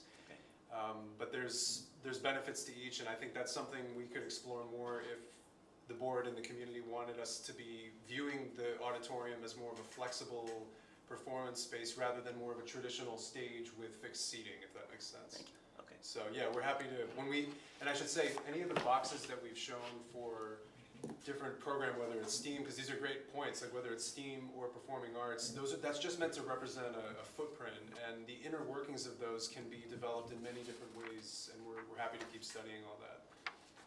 Yeah, but great thoughts. Rogan? I know you kind of mentioned that you didn't want to do this, but I would like you to. Sure. You're the one who's writing this. It's like, Yeah. you're the cook.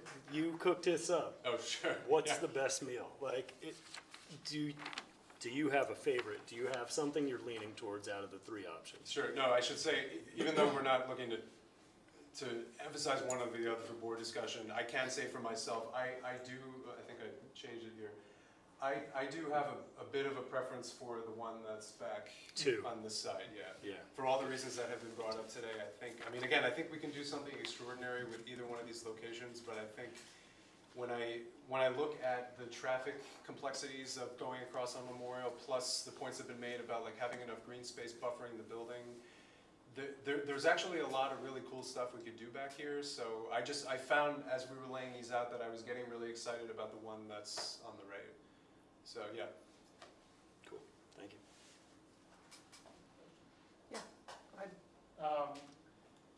Two things. First, like just more of a clarifying question. The current MEMS building won't be reprogrammed at all, right? No, it will be. MEMS will be. This building will be renovated. Well, under K through 5. No. Yeah. But like under your model, when I say reprogrammed, like how it's the current space is currently used. Like you don't have the colors for the program changing under the current MEMS building, correct? So, yeah, sorry if there's confusion.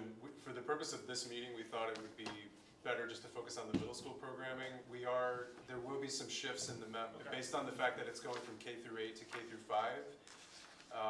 There will be some things that, I wouldn't say it's a huge amount of stuff, but there will be some shifts that have to happen in the building that we're in order to best accommodate the K through 5.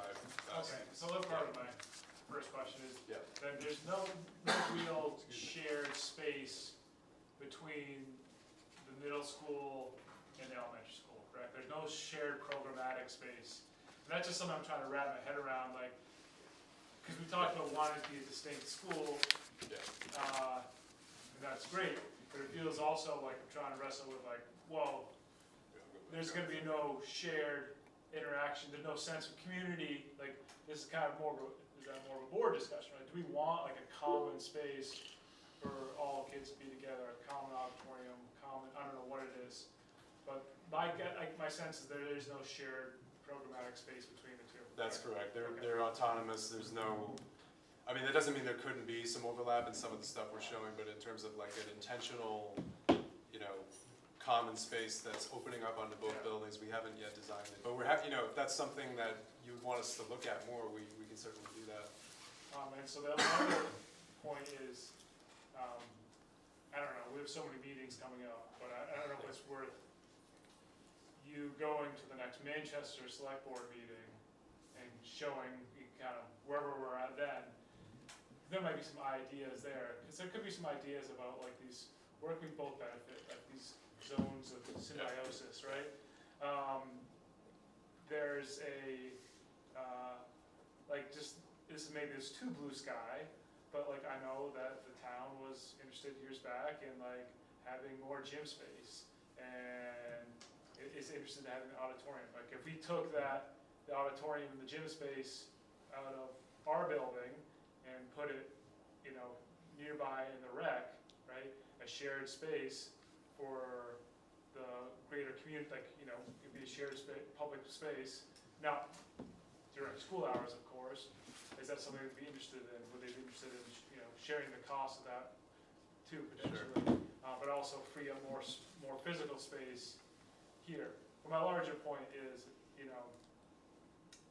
with the select board, planning board, it's, I don't think they've had, we haven't really been in contact with them, but that makes a lot of sense they could have some ideas about how we could share facilities. Yeah, we're happy to have the conversations. I think even from like a traffic standpoint and some of the things that pertain to the town, we'd want to get their eyes on these is too. I would just, and I totally appreciate the point. I think I would just, to give some context for that, like, we just want to make sure that we're not drawing the process out too long through those types of conversations, because that can easily delay us. That can put us back in kind of an expansionist mode as we're considering all these options, and we've been trying to like narrow it down into what's the preferred approach. So, there had been some approval process on, what's being included in the building a while back that got us to the point that we're at now. So it's not to say we can't have those types of conversations. I just want to caution us against losing, 6 months or 8 months of going through all these iterations with the town of like, what if we move this out and put it somewhere, Right. Kelsey has a question online. Kelsey, you're muted. Sorry. It's not a question, it's just a comment about John's comment about the shared space and like the idea of not having this community idea, but I still think like without actually having a shared space, having the middle school be so close to the elementary. You got muted. You're muted. Was I muted the whole time? No. We got the beginning. Okay, what did you get? I'm sorry. You were talking about the shared space. Okay, well, just that they can still, without actually having like this designated shared space, they can still come together and have this sense of community. And middle school can come in and work with the younger grades, and it's just being creative without having like a designated shared space within the building. Yeah, that's a great thought. And just to backtrack a little bit, I should have said maybe a little bit differently to John's question, so the library sort of common space that we're showing in all these iterations, it is meant to be the middle school library, but we are envisioning that as being a space that could serve the way Kelsey is describing this of, there could be some capacity built into the size of that space, and like having an additional sort of classroom that's off of the main library that could accommodate elementary school type things. So even though that is part of the middle school, there could be aspects to how that space is designed that could fulfill the things that are being pointed out. Yeah, sure. Just with this, are the schools, is it connected, or is there like an outdoor space to walk through? I'm just trying to figure out if the idea is to have them share a common wall to get into, or if there's like an outdoor space with like a roof. So the way that we're showing it now is that it is an actual separation, and there's an entirely separate wall there, and that's something that we actually would have to explore that more, even at the state level with the fire marshal, because it gets into code issues of what's considered an addition. There's all sorts of calculations that you have to do for how big the floor plate can be based on fire separation. So for like diagram purposes, we're just showing it being separate to simplify it now, but I know then the immediate question is, well, like, are people having to go outside to get in the new building? So we have to explore that whole connection more of like, if it's a separate wall, what does the actual physical connection between the two buildings look like? And is there a way to do that inside so that you're not having to go outside to get there? But yeah, great point. I'm thinking, I got one question. yeah, let's get 2 more questions, and then I'm gonna, Kyle, I'd like to ask you also what the best way is to get further feedback from us. Yeah. But let's go ahead, Jeff. Well, that was my question. What's the process basically, as far as us coming to a landing about which concept we like the best? Are we supposed to give impressions tonight? We would welcome any thoughts tonight. I mean, we don't necessarily need to be voting, as Melody said, on one option, but we need to vote on a final concept that we embrace. Yeah, Randy has her hand up. I'm betting she has a plan. Yeah, so the kind of sequence that I was gonna propose to you is that tonight is really informational for all of you. Anybody who wants to come on Thursday, welcome to come. We'll take the information that we get from the public and put that into a format that's helpful for you. And then we'll revisit this in November. Unless we end up in some place where we're really not ready, but ideally in November, you would be saying, okay, this is our preferred, this is our top choice as a board of what to move forward with. We want to get in front of cost estimators, really. We have met with a few folks from the town. They're aware of the project, but they don't, they haven't had enough information to go on. We want to look at the traffic study in detail based on kind of what needs to be looked at more carefully based on wherever you go. So the goal would be November that we're making a final decision to continue to dial down on. Yeah, because we need time to, there's pricing drawings that we have to put together in order to get the cost estimates, and then that would take us basically to the end of the year. So yeah, just the overall schedule. David, did you have a question on top of that? No, all right. Can we eliminate 3? Yeah, I don't want to, I love 3. Oh, really? Fine, yeah. Because of all the green space in the back. I mean, it's just like basketball courts and fields and like, so, I mean, you can have, I'm not gonna. No, I'm with you. I like 3 too. Okay, all right, so for the purpose of bringing it to the public, let's keep 3 in, and then, yeah, we'll get some feedback from the public, and hopefully in November we can make a decision. Yeah, I think, just from a community input standpoint, it helps to have a few options to show them, just to show that we're not like coming to them with a cooked, Yeah. pushing our own agenda. And it gives them something to hate too, so. Yeah, absolutely. Okay, well, Who's gonna reach out to the town? to the town specifically about coming to Yeah, just like this, or just? parking and like, about the I, rec. I think from what I'm understanding is that what We're Randy said expecting is, that we're gonna use the rec more, even if like we don't park over there. We're expecting that we're gonna use the rec more, and that might be, not necessarily, I had asked that question of Randy, and I'm just speak some here, Randy, but, we wouldn't need to use a rec during the school day at all, because we would still have our outdoor gym classes on the same fields that we do now. So the rec wouldn't necessarily be well, used after more. school, okay. Right, we still have the, because there's still a playground down at the bottom, and either way, there's still at least one field. So the expectation is gym classes, et cetera, would not be using the rec park. Everything would still be on site. I think that's right.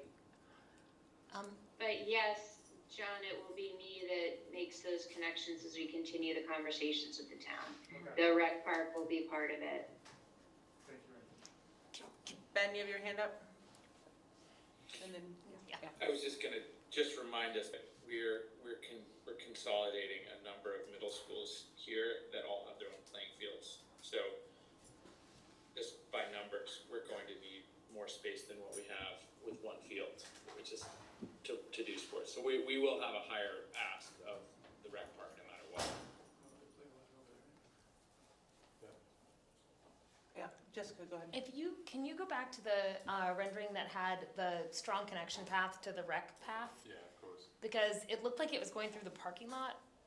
Oh, yeah, so the parking would get moved, just bear with me a second. Okay. I just So want to that make might sure. be where there was a crosswalk that we showed, I forget which. You passed. Does Dorset practice at Dorset? You were talking about the top line, Or the do they magenta practice line? at? Yeah, Yeah, so there would be a crosswalk over the, not like a bridge or something to keep No, them yeah. out of the traffic. I mean, so that's the service drive in the back, there's a little parking over there, so there wouldn't really be much traffic at that point on the site, most of it would be to the left of that magenta line, but, the sort of, exact properties of that connection, we could study that more and just make sure that that's done in the best way. But for now, we're just showing that as a crosswalk. Riverwalk 2.0. Right. Yeah, it's like, She's needs a asking lot just of to clarify, lights. She's asking about, right? Right. Okay, oh, okay. Yep. I'm gonna say thank you, Kyle. This is awesome. We greatly appreciate it, and yeah, anything, if you have preferences of how to get to you, I'm sure you and Randy can talk about if you want a survey or whatever. Yeah, of course. It'd be great. Yeah, thanks everyone. I should just say, this is Yeah. this is a exciting part of the project for us as designers, because we're like really getting into the building of this. So Yeah. It's been more of a district level process before this, so but great feedback. And a thoughtful approach to helping get it all Thanks. work Yeah, out, so sounds good. thank you. Everybody get resettled for a minute. Yep. Thank you for giving me the option to talk. Andy, thank you. I do have some ideas, but I'll share them in Right. November. Okay, we'll move on to executive limitations. We would like to, yeah, go I ahead. move that we approve the survey results for policy 1.0. The guess it was 8 or 7 responded, seemed to Sorry, agree. do you guys need me at all for the rest, or? No, I think we're all set. Thank you. Thank you. I think we agree 7. that we are in the top 2 categories with respect to most of our evaluations of Randy's statement about the operation of 1.0. It's in the packet. Trying to get back up there. Page 12. Do we have a second to approve the survey results before we continue? It's on packet page 12.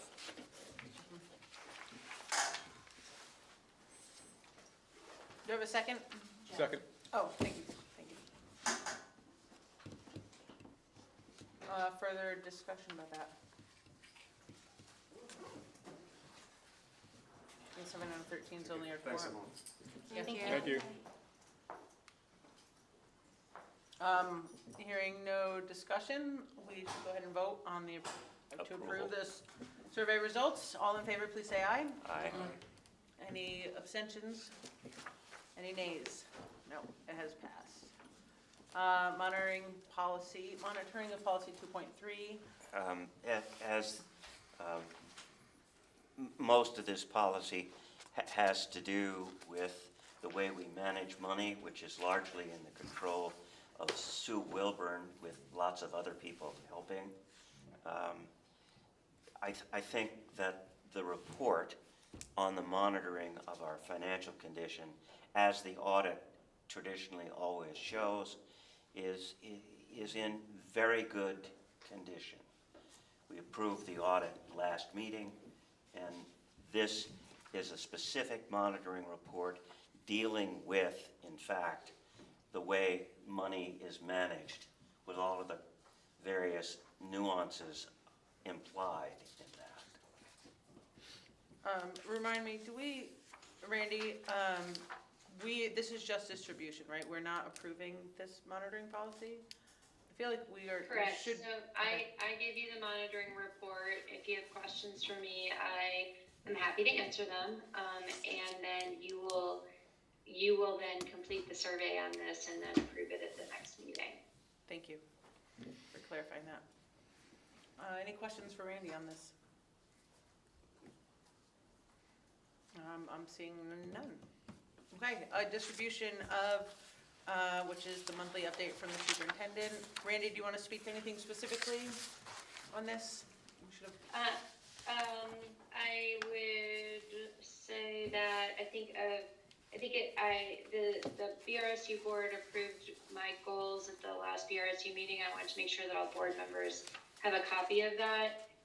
And in response to conversations that we've had in the past, I included here that we will be contracting with a PR company through BOCES New York, whose primary kind of responsibility is working with school districts. I feel good about the work they're doing, so that they will do for us. So a big part of their work between really November and the summer will be on the public relations around the bond, the middle school, the expansion, wherever we land, putting together a really comprehensive plan and supporting our work in that. They will also do website design and management for us related to that. And then the other portion that I've asked them to do is to really give us some feedback and some input and direction and help us with our overall website and communications plan moving forward. So we have money in the budget. I'm not asking for anything else, but I wanted to give you that update because that was something that we had talked about at the last meeting.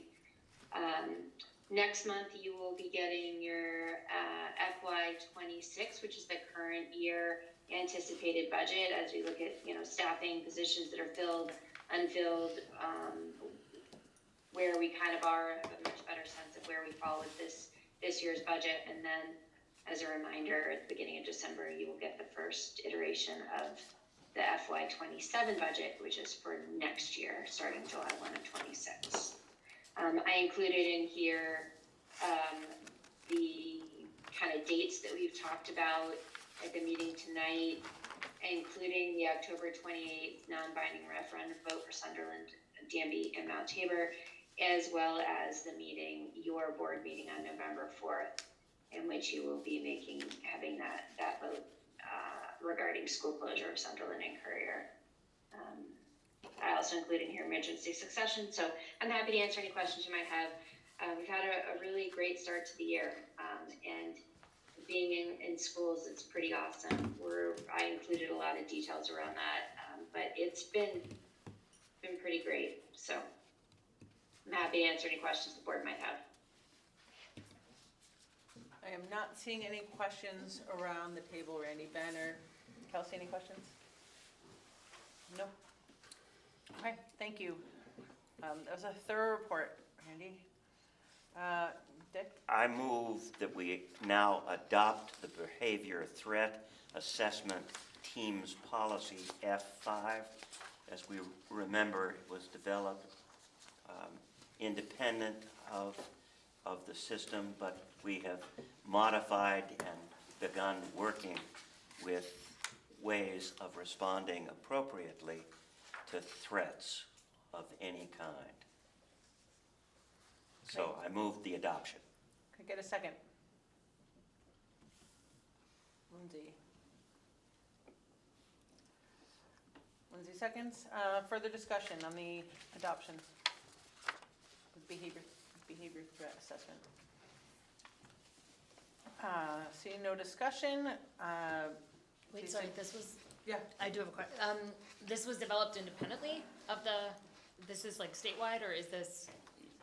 It's Yeah, this is a mandatory state policy. Got it. we don't have much option. Yep. Okay. As to what's in it. It was horrible to start, according to Randy, who and been sent back several times, and what we have now is at least workable by our staff. Okay. All in favor, please say aye. Aye. I see you, Lindsay. Any opposed? Any abstentions? Any abstaining? Okay. Yeah. Motion passes. Emma abstains. Emma vote? I think we should. We're gonna put it down anyway. Let's see, monitoring results of policies 3.4 and 4.7. This is just informational. I think I'll go ahead and note that there seems to be a good amount of comments about 4.7, specifically around training, and the idea that it seems like many of us are interested in some more board training. I don't know if that's something we should put in our pocket as far as agenda planning goes, or I guess I would love to open that up to discussion, see if there's any ideas from the floor about ways that we might want to build training in. I think, well, at least from my perspective, it's just really hard to make time to read that book. So if there was and I haven't asked ChatGPT I was yet, gonna but do that. plan I to, was gonna do that. to say, give me the Cliffs Notes on everything I need to know. 100%. And that might be the workaround for now, but also there's probably the ability for us to make a podcast using Notebook LM or something like that. I will say also, and this isn't something, separately from the work that we do at the board, the VSBA has a lot of training videos out, and they have some training videos around policy governance as well, if that's what you're specifically speaking about. Yep. Which anybody, because we're a member of the VSBA, anybody on our board can access those and sign up for our webinars. And I think they actually just had one. I can't even speak exactly to the timings of this. I think they try to offer it in the evenings and in the mornings so that people are flexible. But that doesn't necessarily fulfill our requirement as a board, but it is something that would be helpful to you. Yeah. Of course. Do you wanna add to that? Yeah, I would just point out that it's probably good for all of us to go over that stuff over and over. I know in the comments of the survey that the new members took a beating, and that's fair. But we've been doing plenty of stuff that doesn't fall into policy governance, so I think we should all keep reminding ourselves what it is. Yeah. I don't know what you mean by take a beating, but you were mentioned a bunch. I think it was Yeah. just making sure that, Yeah, the comments. were- yeah, I think the comments, Sorry, take a beating, whatever, like, Yeah. it was brought up, the new members aren't being trained proper, or like, aren't trained enough, so. yeah, and I don't think it's about you guys not being trained enough, just that, well, I don't know, I can't speak to that exactly, I shouldn't, but I would think it's more just about that it's our responsibility to make sure everybody's up to speed. Of course. Anything else on that? Beside my little. Well, just on that Yeah. point, I mean, my understanding even before I was on the board is that the board went through a training process with a consultant, a VSBA consultant. Now, she no longer does it. And there were other consultants who stepped in their place. My wife was doing it for a while, but she's no longer consulting. But I don't know if VSBA can offer some consulting assistance to go through that training, because it hasn't been done in, well, I've been on the board, what, 5 years, 4 years, whatever. Training as a board Yeah, specifically, you're right. saying? I mean, you'd have to make the time for it, but I Right. think we have a lot of new members who never went through any training in reference Other to. than what we've done, right, as the Orientation. orientation, Correct, right? yeah. But it's just a thought, I don't know if VSBA even has anybody they can offer these days. I'm sure, I'm certain that they do, but that's a good thought, I like that thought. Ben, go ahead. Yeah, I just, thinking about the fact that we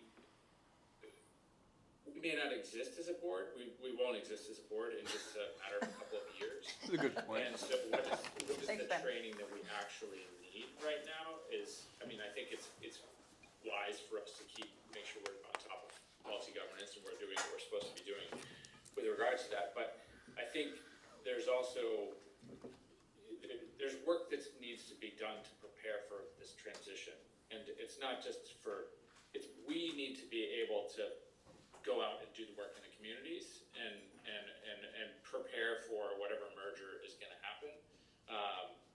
And support Randy and our schools in preparing for whatever that merger looks like. And I just think, I don't know what that is yet. I don't know that anybody does, and I'm quite honestly dumbfounded that the theme of the VSBA, VSA meeting this year is about board superintendent relationships when almost all of the boards and superintendents are gonna be not have a job in just a couple of years. I mean, it just seems so tone deaf to the reality of what we're looking at with this legislation. And I think we just are gonna need to step up as a board and start to figure that out.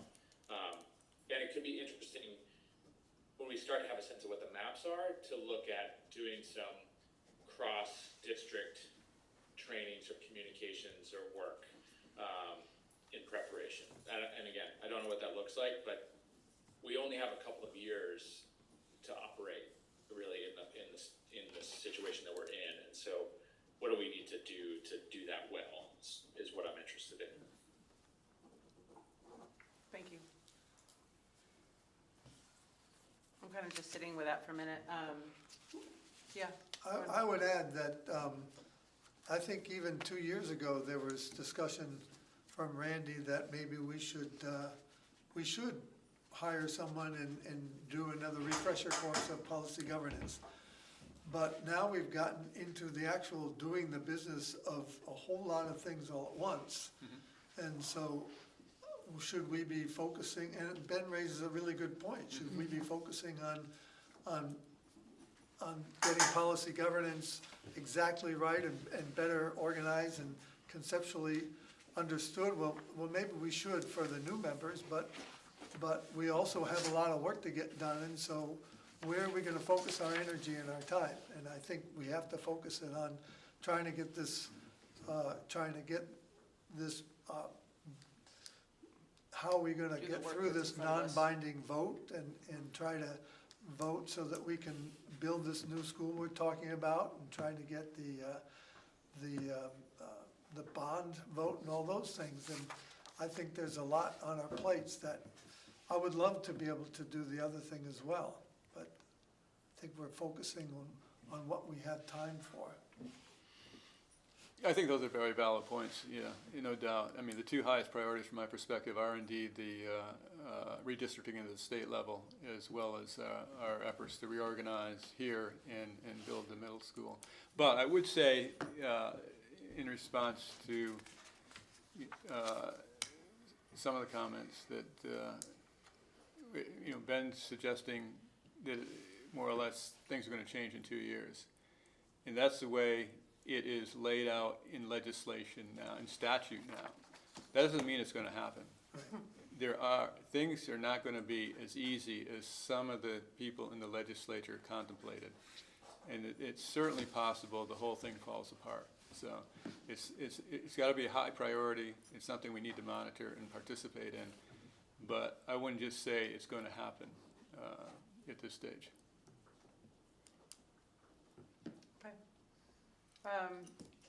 Point taken, thank you. Yeah. Well, your point was a good one too, Ben. I mean, so I guess I can ask if, I know there's policy governance videos, and I've gone through again. Would it be helpful from the board if, maybe monthly or so, I just shot a video out and said, hey, re-up, or just to remind us as a board that this is an avenue to get, and it would be up to you guys and everybody here to do it on their own. Right. But I don't see, I agree with David, I don't see that we have time to go through training in the meetings that we already have scheduled. But there will be a test, though. But, There will be a test at the end, though. I'll be testing you. I'll have a quiz ready. Actually, I'm sure John will put together a better test and rubric than I will. Pass, fail. Pass, fail. All right, so I'll put that in my notes, and if nobody sees anything from me in 2 weeks, feel free to be like, hey, Mel, you gonna shoot us some education videos? I'll do that. By the way. I'll share the podcast I create. Yeah, there you go. All right, I think that's a good great idea. You did a great job before. Yeah, no, it's super I'd easy. look at it, It's I 1 guarantee minute. you. Yeah, okay. But everybody's doing it with video these days, too. We want to see the video, too. I don't wanna see the video. I don't They think don't know they it's can- AI. I can't do that with the tools I have. Okay. The free tool I'm using. All right, I'm gonna move on so we can finish this up, and maybe on time, we'll see. Let's see the videos. Board performance survey, again, that's just informational, and I think somewhere in here, we got 100% of folks filled out something. Yeah, amazing, huh? Yeah, I was really excited when I saw that, of course now I can't find it. Monitoring, this, the one that we just did, all board members responded, so thank you, folks. I'm not the You one nailed getting it. called out. Did I call you that last time? It's the only name listed. The board performance survey, I think that's just an update for me. I've been going through your surveys weekly and I have yet to really notice anything else. Randy, is there something else that I'm missing on that? Yeah.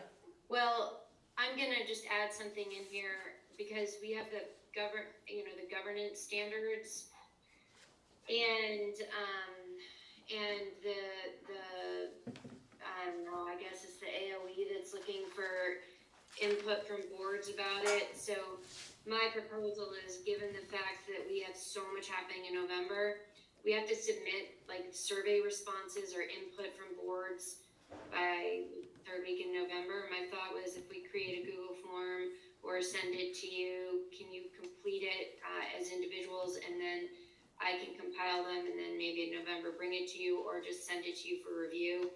I'm just trying to be as efficient. This is just a pilot. So I feel like given the priorities we have, I'm kind of like, let's maybe just get this done because we can use the information in the future, but just for compliance, maybe we can just kind of cruise through this year and through this pilot since it's not yet required in the way that we will use it in the future. Is anybody opposed to that idea? I say that sounds like a great idea. I'm sorry, I misunderstood what that was in there for. I think, yeah, if you put together a survey, we fill it out, make it sweet and simple, that sounds great. It's kind of long, so if we don't have the time, I might just send it to you to fill out in like kind of whatever creative way I can come up with, or I'll ask Skylar to do it. Okay. He's much better at that than me. All right. Yay! So it happens when you show up in person. VSBA had a survey that they sent out in their newsletter today that I filled out. For About board members. this? About board members, from board members, about their impressions about how things are working or not working. Governance No, in general? it's No. about basically how your school is working, education in general, Okay. performance, likes, dislikes, things like that. I did not read that yet. Does everybody here get the VSBA emails, by the way? You guys do, Ron, you're hooked up with the Mostly VSBA emails? self-survey. Okay. All right, great.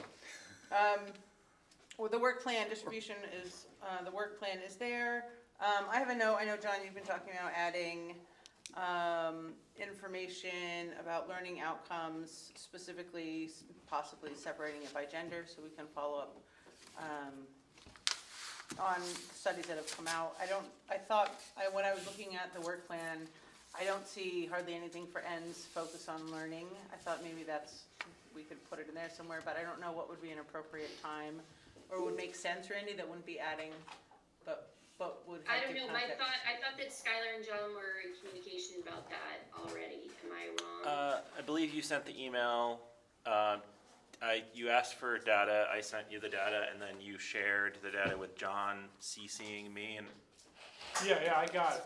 Okay. I don't, like, it was interesting to look at, but it's like a large, I don't know, it's not Yeah. just for me to interpret either.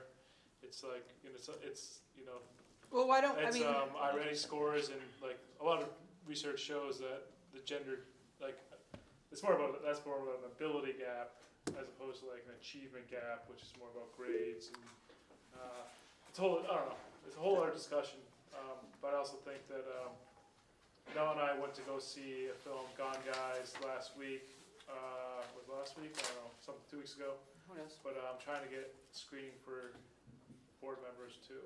Okay. It could be a good thing for us to, it's a larger discussion, so yes, I got that data, but I don't, Know where it fits in yet to our, yeah, I'd say Work it's a plan. discussion for the board, It is an issue. Is Gone Guys available online somewhere? I couldn't make it that night. I'm very interested in watching that.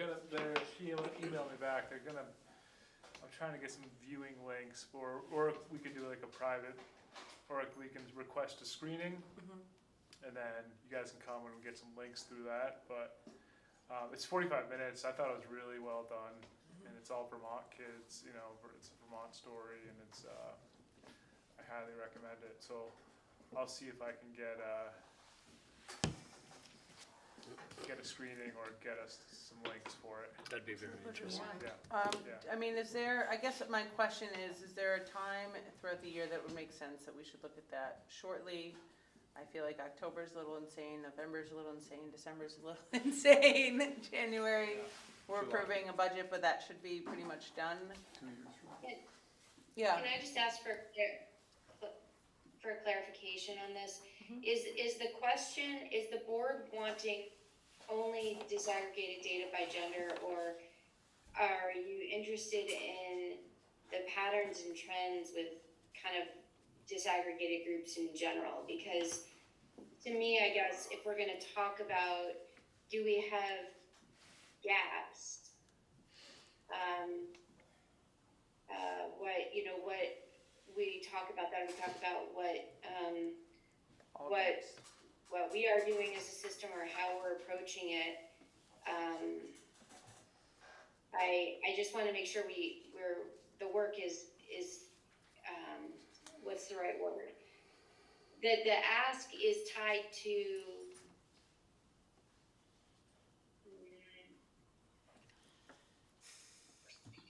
the right place, I guess. It doesn't feel right to me to say, okay, we're only gonna look at gender and be not considering performance and growth and achievement of students with disabilities, or students who are economically disadvantaged, or students who are not white, and it just as an isolated group.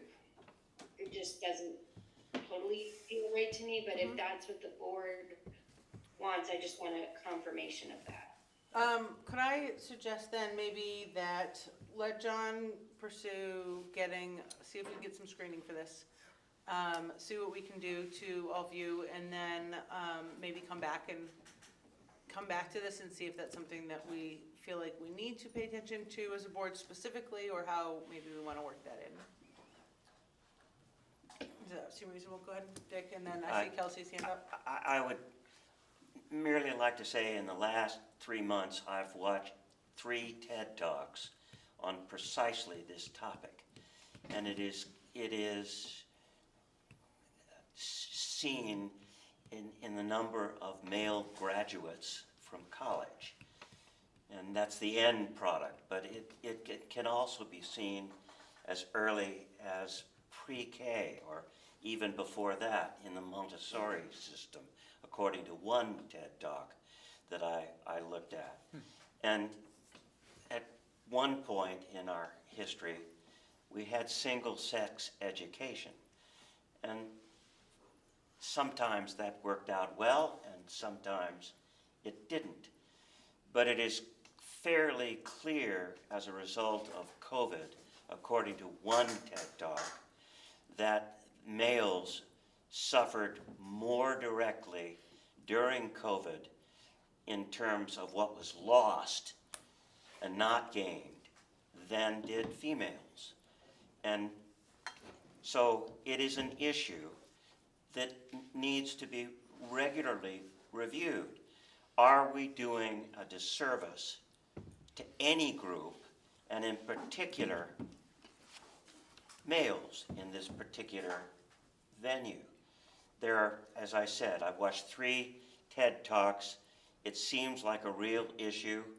I don't know what we are doing as a system, but I'm sure our august doctoral superintendent is all over it and understands lots of different ways that we try to do better serving the interests of our kids. Kelsey, do you want to follow that up before I comment? I know my comment had to do with something else, so I'll let you. I want to speak to Randy's point and say it does completely make sense to me, especially considering that our global ends policies is about equity, and it's equity across the board. That if we're going to spend time in any section specifically, we need to kind of do that equally across each section. And when I look at what our previous meetings have been, and when we're looking at information, while we're aggregating information based on race, income, etc., we're not looking at it based on gender. However, we're also not having meetings specifically about how we're meeting the different needs of different disadvantaged communities. So if we want to add a community to each meeting, then that's one thing. If it is a simple ask to aggregate that information when we get the reports every year, at that time, I think that's more of a simple, kind of more equitable, maybe the most equitable way to look at it. And it's not to say don't look at anybody, because then we have to look at all of them, but there is a point that if we're going to section out, if we're going to pull out one group in one community, then we need to continue to do that across the board.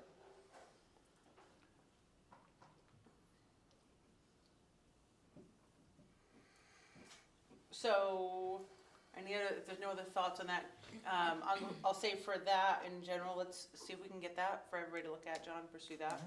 We'll add it, and then if we want to bring that back up, and it'd be great for everybody to see it. It totally is an interesting piece of information. And I teach high school, and it's different than it's been. So there are a lot of things changing, but they're changing in a lot of different ways. So. Yeah, or the book of Boys and Men by Richard Reeves. Which I have a copy of, yeah. So yeah, boys are in trouble, and that's not really up for debate. So what we do about it, if anything. Kelsey, did you want to add something else to? I think we're on the work plan right now.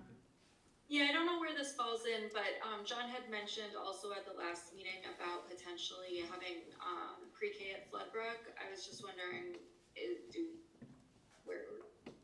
when we might talk about that, or the school look into it. Yeah, go ahead, Randy.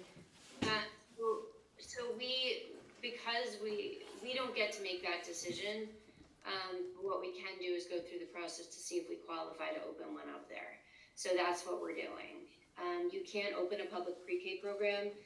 You can't just open one. You can open a private pre-K program, but a district has to go through a huge amount of process to make sure that that there is actually a documented need, and you're not essentially putting any private providers in the area out of business. So we are pursuing that, but we won't know, even if we qualify for a long time. Thank you. Update was good. You're welcome. Thank you. All right, let's move on to the legislative and VSBA updates. The VHI and VSBA proxy certificate of authority. I actually don't recall what we've done in the past. I think that we have just authorized them to proxy vote for us. Randy, does that sound familiar to you, or did you, Dick, or? You would, so Julie Mack is gonna be the person from the BRSU, so, boards typically will give their proxy to somebody from the BRSU who's going, so, David is the backup, but, I think Julie is the person who's representing BRSU and Meadowy. David, you're gonna be there, right? So maybe you carry Taconic and Green's vote? I thought that's only the BRSU. I don't think that, if I Taconic and have the Green vote, is then me. I will do it. I will represent them, yes, but I thought it was just one vote for the SU, not for the separate districts. Well, I don't remember, so can we give it to David if he needs to vote for TNG? Otherwise, it'll be Julie voting for the BRSU. Well, so to make it official, I'm. No, it does say member school district and, or supervisory union, so, and it's Taconic and Green. Right. So I think you can put David in it. I'm looking at the docs right now. Can I Okay. just move that we appoint David as our TNG proxy holder? I'll second. Jeff? Second. Okay, and Jeff. Any further discussion? All those in favor, please say aye. Aye. Any opposed or abstentions? All right, motion passes. The next item is a discussion of redistricting task force. I was looking forward to Jim updating this, but I'm happy to give an update. I know there was a few of us at the meeting on Wednesday or Tuesday last week from the VSBA. The two chairs of the task force for the redistricting of our districts were there, and they answered some questions. They made a couple things, my notes are, they made it very clear the limitations of their scope. They said they are not looking at small schools, they are not really paying attention to what is happening within districts. They told us they did not have a map. And then the next day, the Vermont Digger published a map, which was drawn specifically around CTE regions. The CTE regions that they drew mostly aligned with what was on the CTE website for the state, but not entirely. But as a result of that, Landgrove, Peru, Londonderry, Winhall, and Weston, I believe, were all drawn out of the Taconic and Green and what would be the southern region, because those towns specifically go either to the north or to the east to career technical education centers. That isn't necessarily accurate because we know that our students access the Southwest Tech because students from the mountain towns ride down the mountain to BBA and then from BBA go down to Southwest Tech. So what is designated is not necessarily the flow pattern. I will say also that this map that was put out, we don't know that it's one of the three maps. It's kind of literally an arbitrary map that they said, hey, we were looking at this. They did not say this is one of the three final maps. So I don't put a lot of weight in it necessarily, but certainly take a look at it, view it however you would like to. The other thing that they made very clear is that if we want to have an impact on these maps and our redistricting, the most important thing we do is reach out to our legislators. From my perspective, they said we are just drawing maps and it's going to be up to the legislation or the legislators to do what they're going to do with this. So it didn't sound like they had a whole lot of confidence in the maps they were drawing. That's my view. You know, I think it was recorded, anybody can go watch it and take a different stance. But I did not get a whole bunch of warm, fuzzy feelings after that meeting, to say the least. Let me see what else. I was not, I too was not particularly impressed. I felt like they were spending more time dodging questions or saying, well, I can't really answer that question, but there were two things that one of them said that I found particularly disturbing. someone asked the co-chair, would they consider extending school choice for places that already have school choice and rely on it? And she said, yes, we would consider extending it for a preset period of time, not saying that it could be permanent. It was like, well, just for a short period and then we'll erase it. That was pretty much the feeling I got from it. And then the other one was, she was talking about how there are some public schools in the state that offer everything, and there are a lot of public schools that don't get to offer very much. And she made it sound like it was offensive that the schools that had everything existed. And so I found both of those really, really disturbing. And maybe I read too much into it, but it was not particularly enlightening. The other thing I'll add to that is you should have received an email from me, and I don't think Jim sent his out, but at least for me, the survey that they requested from all of the districts and supervisory unions. So within our district, Jim and I and Dean and Julie all sent one, so there's 5 from our district. They went to them, we filled them out pretty thoroughly. Again, hopefully they're going to look at these, but they're going to get 180 of them plus, because that's how many districts and supervisory unions we get. So I think the positive part, which isn't really positive, but the hopeful perspective of, we have still been meeting weekly with the chairs within the BRSU, as well as Dick and David, and I think at our last meeting it was pretty clear that what we need to do is really start talking to the legislators in this area.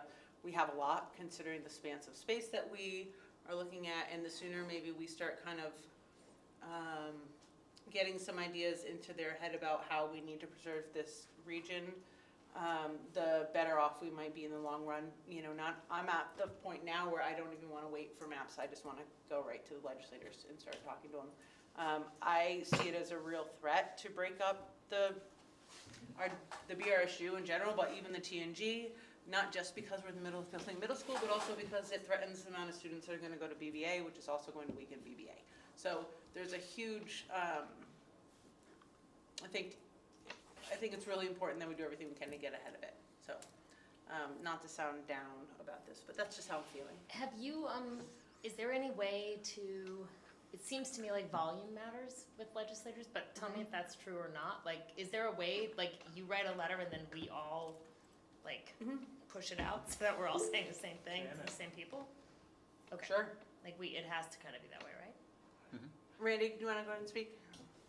I will tell you, I feel very cautious about the way in which we need to approach advocacy for our, you know, how we educate kids in our community. I think with volume, we run the risk of really turning a lot of legislators against us. People see us as having a benefit, like David just talked about, that other people don't have.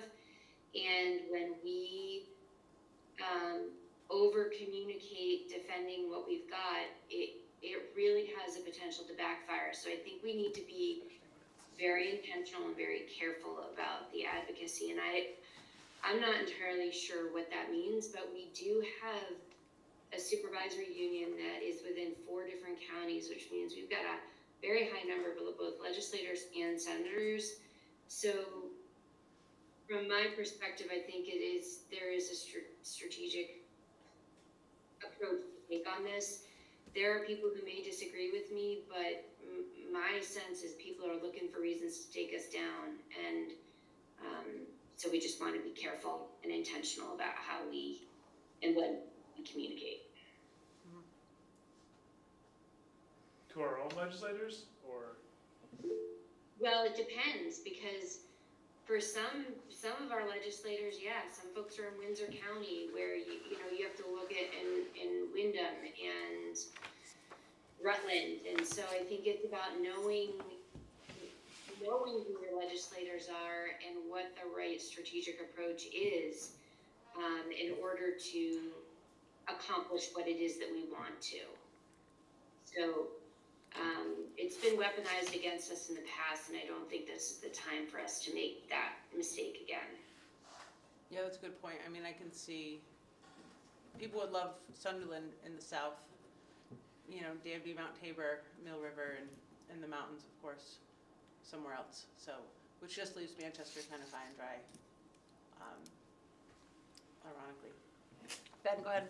Well, and people do not like to hear about us advocating to maintain choice to BBA and Long Trail and Stratton Mountain School and Okemo Mountain School and, you know, maintaining it to Maple Street. It's just, it really gets tricky.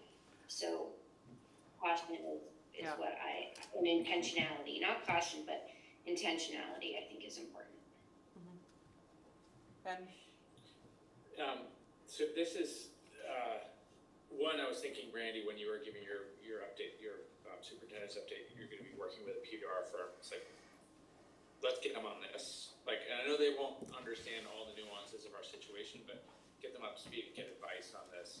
And I feel like this is something that we're talking about board learning and board training. Like, this is communication with us and engaging the board on how to communicate about this is very worthwhile right now, because this is something that we need to do well, and not screw up. So I you know, that was something I was thinking about, and I know, Randy, you've been working on a proposal on how to maintain choice. Because there's a legislative shift that if we're gonna, right now we can only have choice with the SU model, and the SU model is problematic. So how is there a way of getting around that? And I do think if there's a way we can put our heads together, and maybe this is a subcommittee, or Randy passing around your ideas so that others of us can contribute thinking about that. But if we can start to talk about some sort of including that as a solution, some sort of a piece of legislation, an amendment, something that comes in to allow us to maintain choice as a cost savings measure, right? All of these, we're gonna have these huge districts, and we're gonna have lots of towns around the edges that are gonna have long commute distances. And there may be a way to frame this as a way of enhancing, sort of increasing choice around the state in those portions of these maps, as a way to actually reduce costs, reduce the need for school expansion, because the location of our schools is not based on big, large districts. It's based on where the little communities are, and those things don't go together very well, and that's what they're finding when they start to put these maps together. So anyway, I don't have the brilliant solution yet, but I do think that there is something out there that around with using choice that could be a cost savings measure and a simplification of these district boundaries, or sort of an easing of tension around these district boundaries. Sorry, that's enough. Any other thoughts, comments, or questions? Okay. Yeah, if anybody has any ideas how to frame this, reach out. Future agenda items. Any thoughts? I'm gonna say there's none. Public comment seems to be camera folks. And so we'll call that. Board self-evaluation should be in your, oh, I'm sorry, is there anybody online? Yeah. I actually have one comment that I meant to say earlier, and Okay. it's too important for me to not let happen. We had our in-service day on Friday, and we brought all of our middle school teachers together, and we brought all of our elementary teachers together. It was really the first time of like building new communities, coming to common grounds. And Skylar was there facilitating the middle school conversations, and we had an activity for the elementary teachers, and it was really, really, really positive. And so I just wanted to share that in the spirit of all of the work. Like, now they get to begin to hit the ground and begin to build and co-create what we've been talking about, and just a really great day. And I wrote my superintendent report before that meeting, and I just couldn't let this meeting end without sharing that with you. it's an exciting moment with everything else going on. It's exciting to watch all those folks coming together with some energy and excitement about what they're going to be able to do as we look ahead. So, just want to say. Thank you. That's awesome. I'm glad to hear that. Board self-evaluations are in your packet. Our next meeting is November 4th, 6:30 at the Dorset School. This is going to be a packed meeting and a really, really, really difficult meeting. This is where we will be voting to potentially close our Currier and Sunderland schools. So as you pointed out, these community meetings are not mandatory, but it would be great, anybody who can go to the meeting at Currier and Sunderland. We're going to hear folks there. We're going to get the results of the non-binding vote before we vote in November. So I think it's just whatever information we have, including all of the work that we've been doing, that we're just mentally prepared to do whatever we need to do. Yeah. I think someone online wants to public I see comment. Heather, yeah. Heather, do you want to go ahead and we'll pull back for public comment? Real quick. Is it a good time, or did I miss that? I'm not totally clear. Is this a good time for that? Yeah, we have a moment right now. Okay. So I have two. I'll make the first comment about Randy's comment about the redistricting task force. I like you use the word intentional, but I did want to quote something from Rep. Kathleen James yesterday, or today maybe. She said, I am encouraging all of my constituents to follow the work closely, stay in touch with their legislators, and stay involved. So I would just say to the board, reach out to maybe reps and see what their opinion is about what your next steps are. And of course, obviously, intentionality is always good. And then finally, quickly, I wanted to make a comment about the screening of the film. As a mom of a boy, and I love the comment about making an effort to support BIP, OC folks and all genders equitably at different times. But I also want to say that I hope it doesn't stall something like the screening because it's relative. A case that came out and a screening relative, like conversations and challenges facing boys are sometimes framed as if they compete with girls, but gender equity feels like a zero-sum game. Supporting one group doesn't take away from another. In fact, it progresses everyone, right? All flourishing is mutual. So I love that when proactively offered an idea to focus on one group, and that you all will support that going forward, possibly for all groups. Heather, I'm sorry, I kind of feel like you broke up. What was it that you wanted us to support specifically? Just at that last sentence. I like that someone suggested a screening of the documentary. My point was all flourishing is mutual. And I do think it's great that you are going to equitably look into all groups, but not to sort of like use that to kick it down the road. You know, like this film just came out, getting a screening seems like a great idea. And supporting our boys. Okay. Thank you, Heather. Yeah, have a good night. Okay, I think we have one more thing to do. Move for adjournment. Second? Jessica. Okay, meeting's adjourned at Mel, 8:48. Sorry it's so late. I don't have a hard copy. I normally do the self-evaluation, so